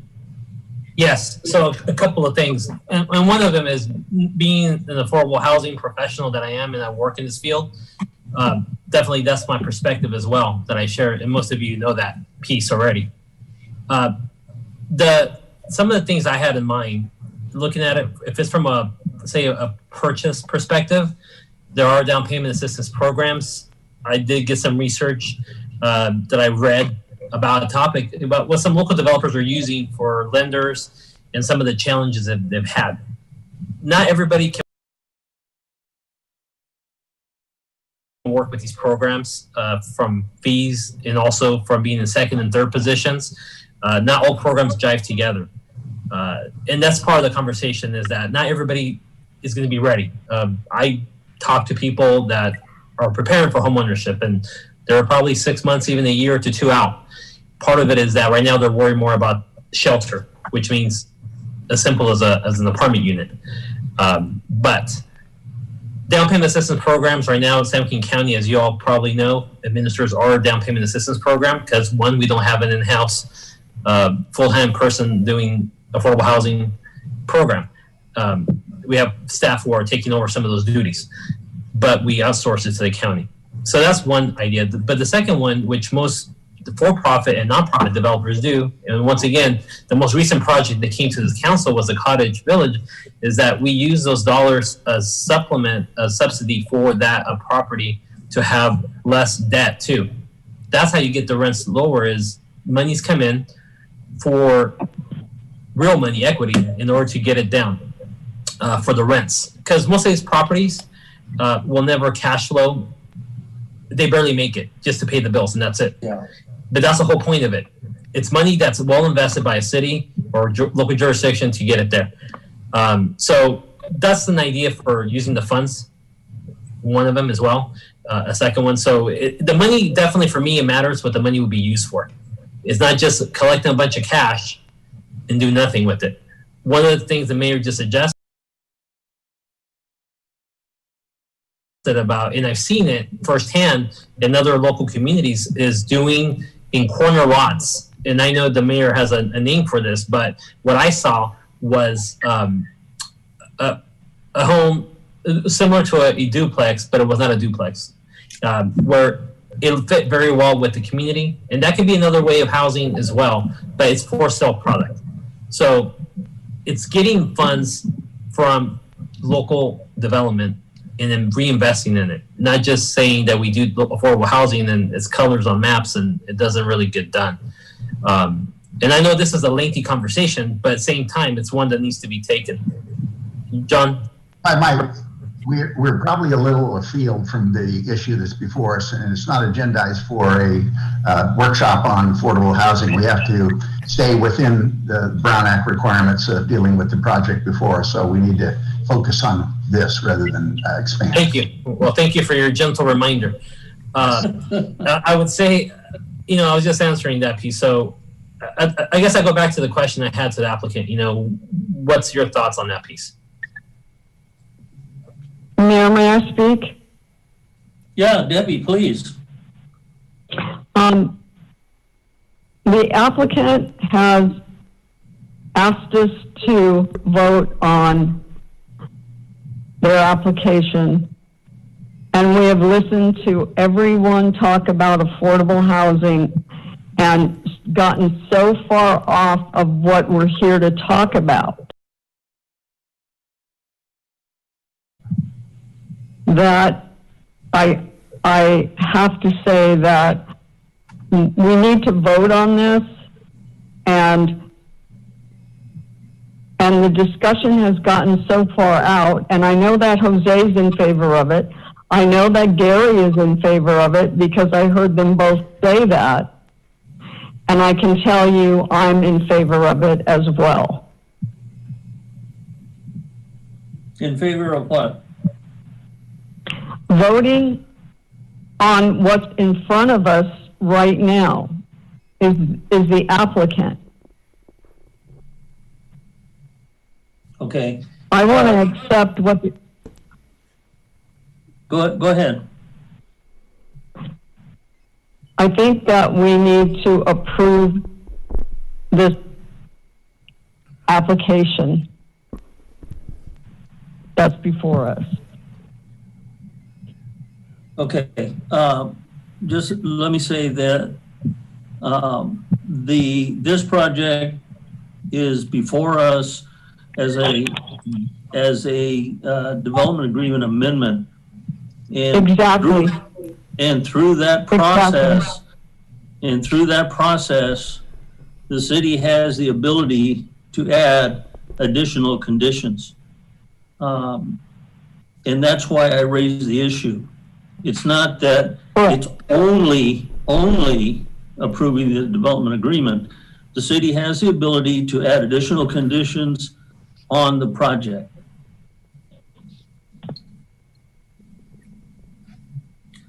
I think, Jose,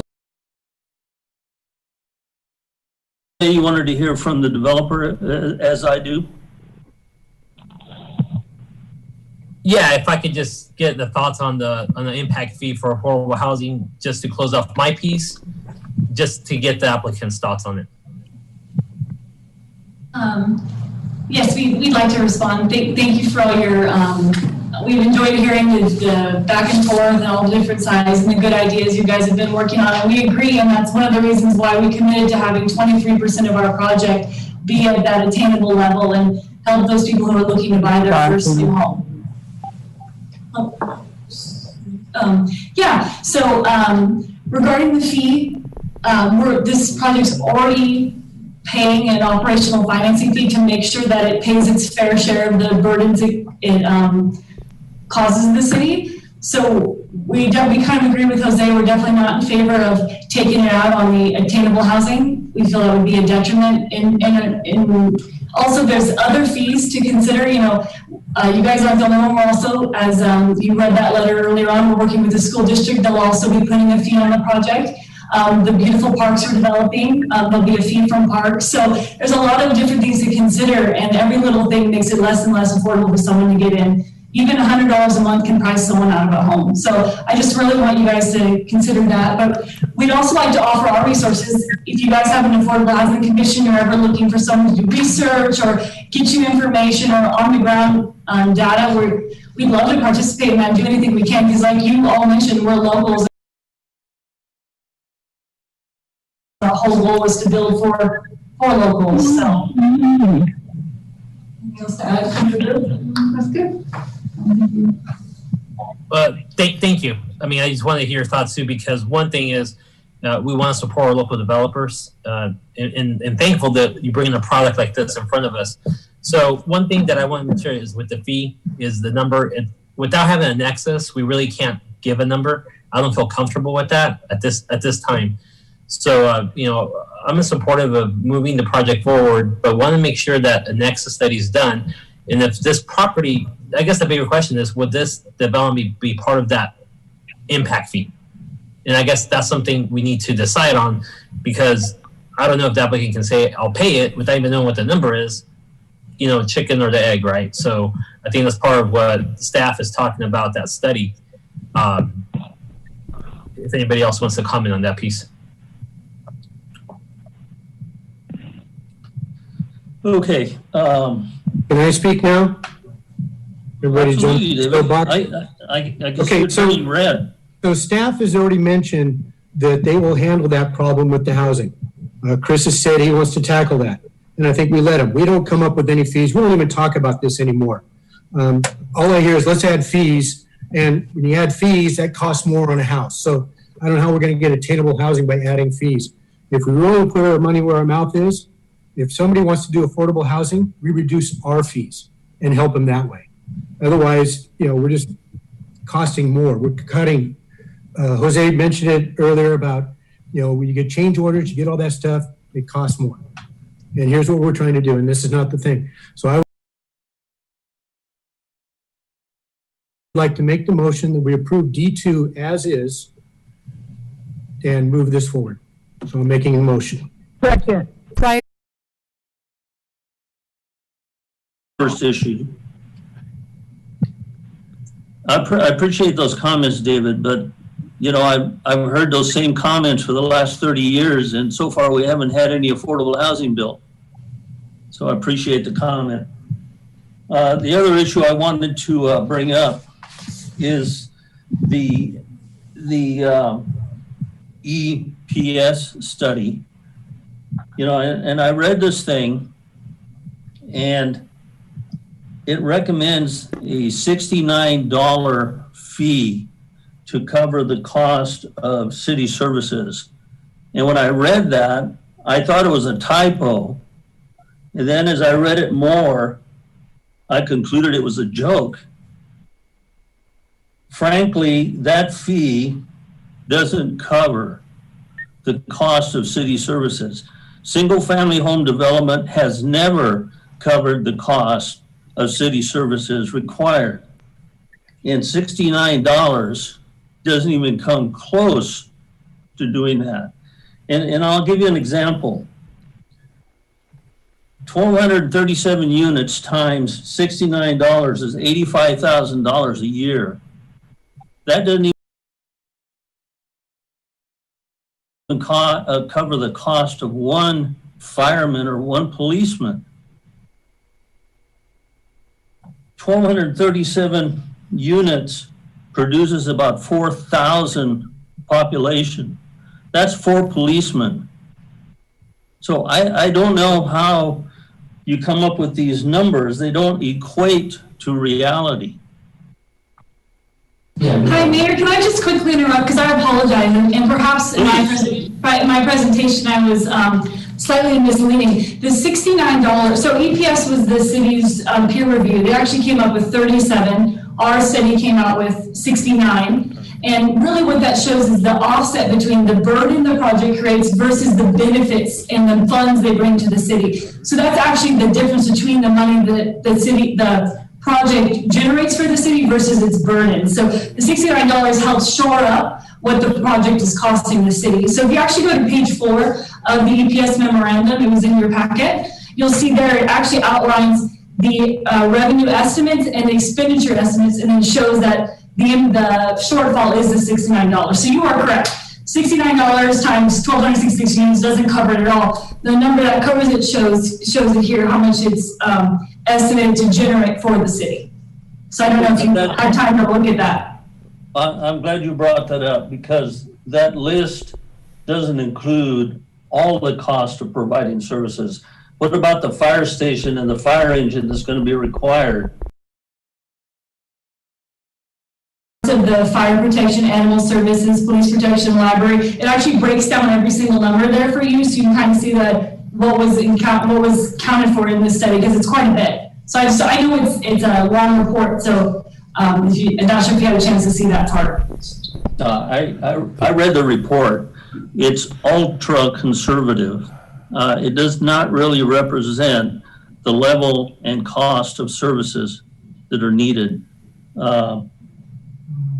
I have a problem with it, so just leave it at that. But if we're going to do an analysis, let's do it based on reality. Any other comments? Okay. Somebody made a motion and somebody made a second. Debbie. Mayor, if you could close the public hearing, please. Do I really have to?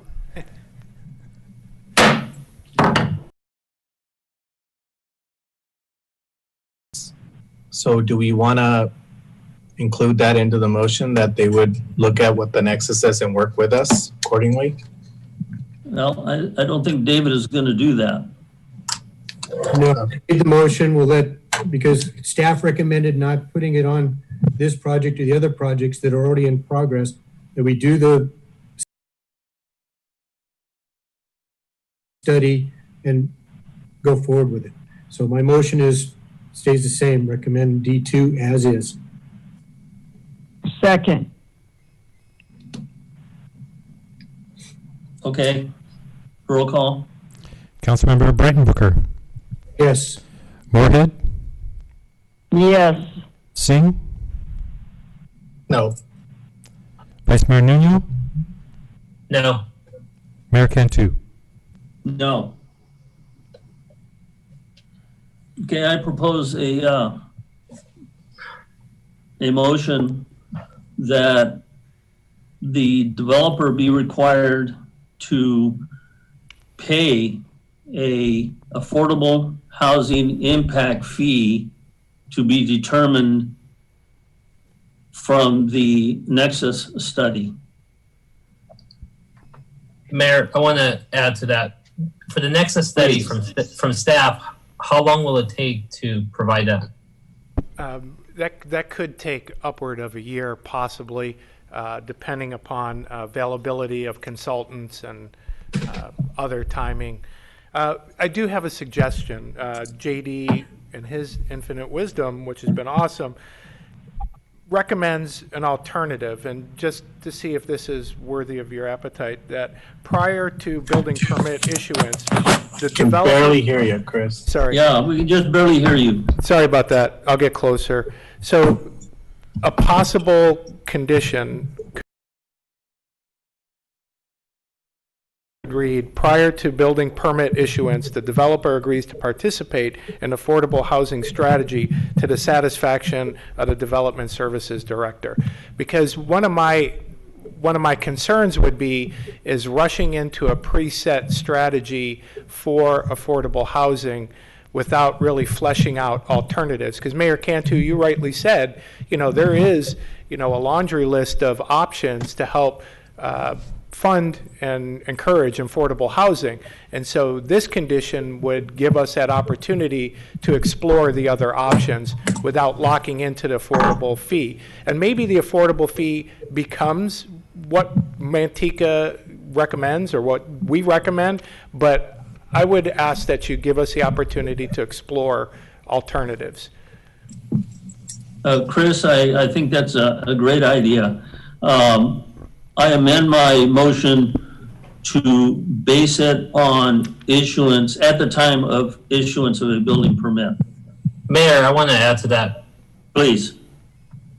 So I definitely wouldn't want to hold this project or any other project over a year. That's not my intent. I just definitely wanted to make sure that even the Nexus study, like having somebody agree to a certain dollar, if we leave it up to the administrative service director, is there going to come back to city council? Is it required to come back to city council? How about if we don't agree on that fee, or talk about that piece from staff level, Dave or Chris? So that's a great question. So as written, it would be to the satisfaction of the development services director. But I certainly don't. I'm certain the city manager doesn't like doing things without getting the approval of the city council. So I would recommend that we do bring whatever strategy, and actually even before then, it's probably based on a discussion tonight that maybe we do have an agendized item, or we develop a strategy to actually have workshops to really discuss this issue, to flesh out alternatives. So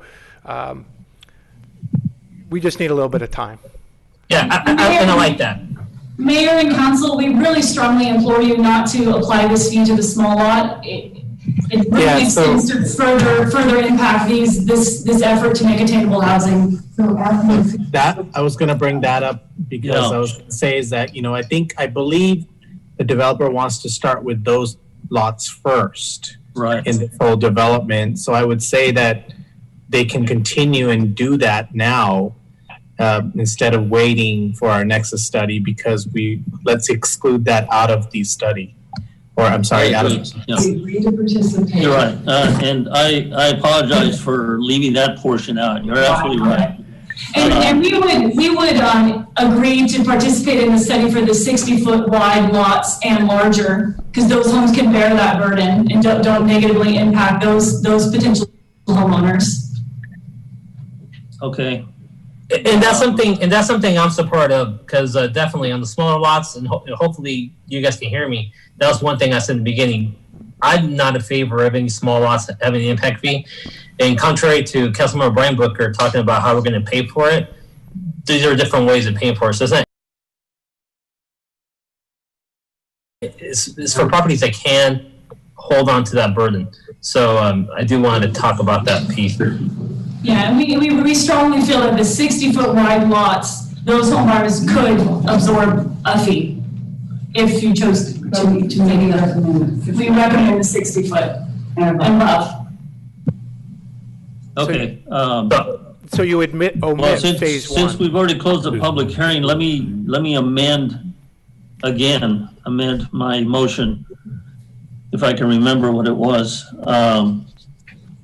Do you need some help? So it will not apply to the smaller 50-foot lots, and it would apply to the rest of the development based on building permit issuance, at the time of building permit issuance. And that's basically it, because we still have to discuss the nexus study sometime in the future. Yeah, but it would go to the director and then to the council for approval. Yes. Right. So that is my motion. Okay, so can we read what we think our understanding of your motion is, just to get it clear? Please, that way I'll know what it was. Great, thank you.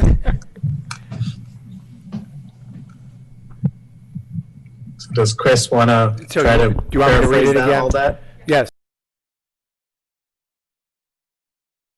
So prior to building permit issuance, the developer agrees to participate in an affordable housing strategy to the satisfaction of the community services director, exempting 35 feet by 55-foot lot widths. So that's my understanding. That's the first phase of development. So we're omitting the first phase of development and then that size of lot. Well, Chris? Yes. Oh, yes. I really don't want to pin it down to a specific lot size, because we could end up with 35.5 feet or 36 feet. Good point. So if we just omit phase one, because it's my understanding that is right. I think at this time that makes the most sense for phase one to be exempted from this nexus study, to not be affected, and the remainder of the phases, however many there is right now, I don't recall, they would be. What phase is that? We urge you to also consider, we had spoken about our Dulcinea-like product on the 50-foot wide lots. Those lots are also fall into the attainable price point. We were building those last year at off of Austin, starting at the 375, 380 range. And we would also think that you should maybe consider those also, the 50-foot wide lots, because they are attainable housing. No, I have a problem with that, because those are not attainable houses. Those are market rate houses on smaller lots. I think phase one is all we need to deal with at this point, because you're not going to be into phase two before the nexus study is done anyway. 250. Phase one.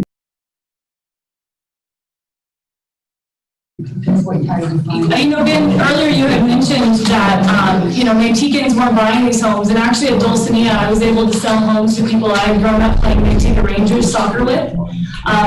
Girls like me, 28, 29 years old, who had gone to college, gotten a degree, and are now working and living in Manteca, and that's really who you want to sell to. So I just would again urge you to reconsider. I know it may not seem like market rate housing, but anything under 400 really is not market rate housing in Manteca. We are in the local market. So at this point, the applicant has already. Great, but Mayor, the waitress and the clerk at the retail store isn't going to meet those requirements. I agree.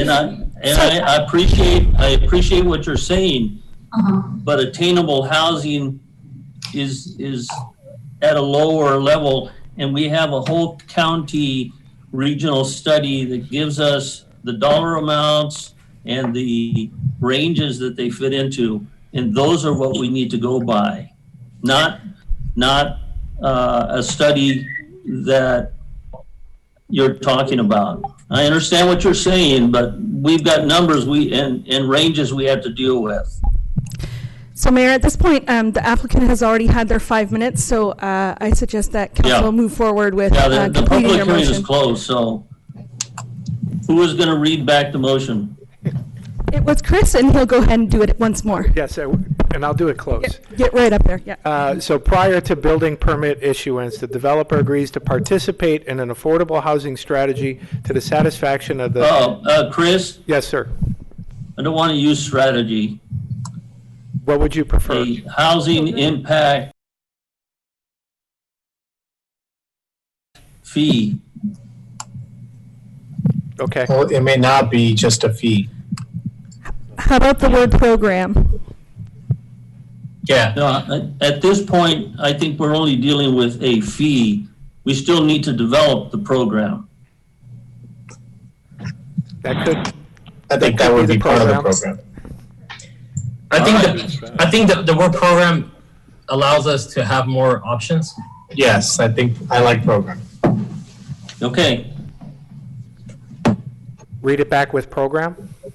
yes. Prior to building permit issuance, the developer agrees to participate in an affordable housing program to the satisfaction of the Development Services Director for Phase 1, or Phase 1 omitted from the requirement. Okay. Are we And okay council with that? approval? And council approval or no? We can add council approval because I would recommend that. Well, Yes. we would be bringing the program to council for approval before we would be implementing it. So council will have Right. a chance to weigh into the program. Very good point.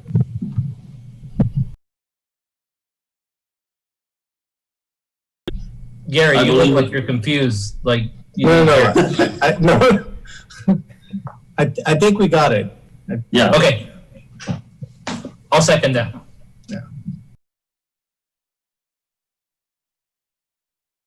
Okay, we have a motion and a second. Roll call. Councilmembers Breitenbucher, No. Moorhead, No. Singh, Yes. Vice Mayor Nuno, Yes. Mayor Cantu. Yes. Okay, move on to, or move back to D1. D1, adopt a resolution finding the Vintage 2 tentative subdivision map exempt from further environmental analysis pursuant to Section 15183 of the California Environmental Quality Act guidelines, and 2, conditionally approve the Vintage 2 tentative subdivision map subject to the conditions of approval for the project. So we have an item we'd like to read first. Go ahead. Correct. Mayor and Council, Lisa Blackman here. I just wanted to announce that Councilmember Singh contacted legal counsel about a potential need to recuse from this item, and I just wanted to note that there was not a financial conflict of interest identified on this item with Councilmember Singh, and the recusal is not necessary at this time. And with that, that was my disclosure, and Tunde, you may begin. All right. Staff? Thank you. We're just waiting for our PowerPoint to be set.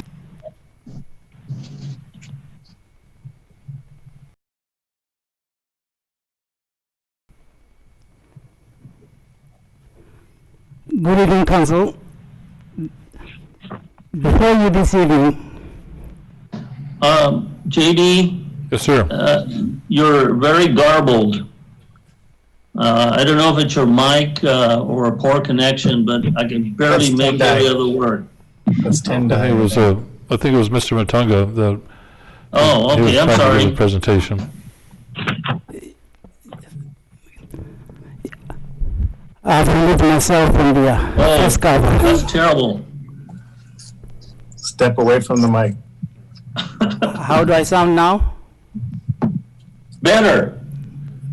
Okay, thank you. I'll stay that way.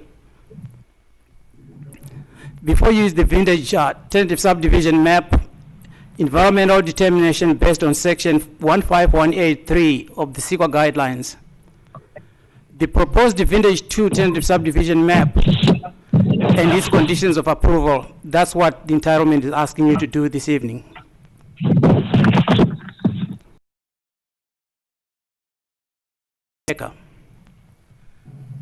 The property is zoned appropriately. It's a single-family residential, and it also has a general plan land use designation of low density.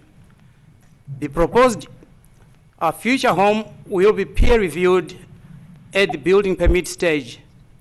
Staff will forward the recommendations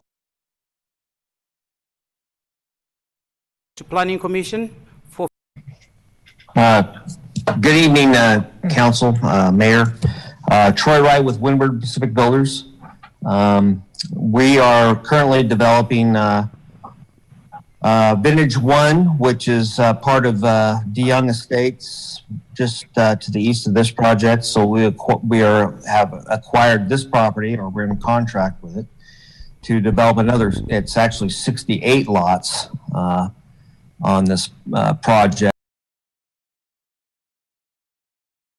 And we're incorporating the option to do RV garages with these. Or if you don't choose RV garages, you could actually do ADU units, so apartment possibilities add on to these units. So on 2 of the homes. So this is, we're excited about the project. We're a local builder. The letter from Manteca Unified School District. Okay. Honorable members of Manteca City Council, on behalf of Manteca Unified School District, I am pleased to provide this letter of support for the Vintage 2 tentative subdivision map. As you are aware, for the school the district is faced with to build adequate school facilities without additional funding beyond the statutory developer fees.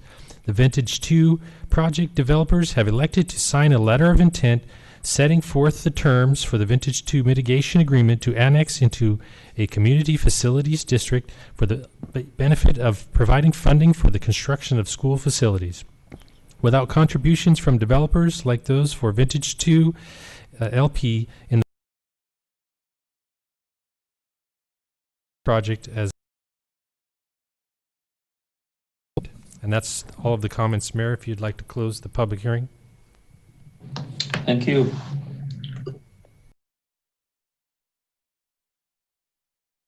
Close the public hearing. Gary, do you have any comments? If I heard that right, you said there RV garages, but that's only on 2 lots? Okay, So 2 different plans, okay. 2 different. Okay, which I think is 4 lanes throughout there. Correct, yes. Okay. Will come up. I'll wait for the mayor and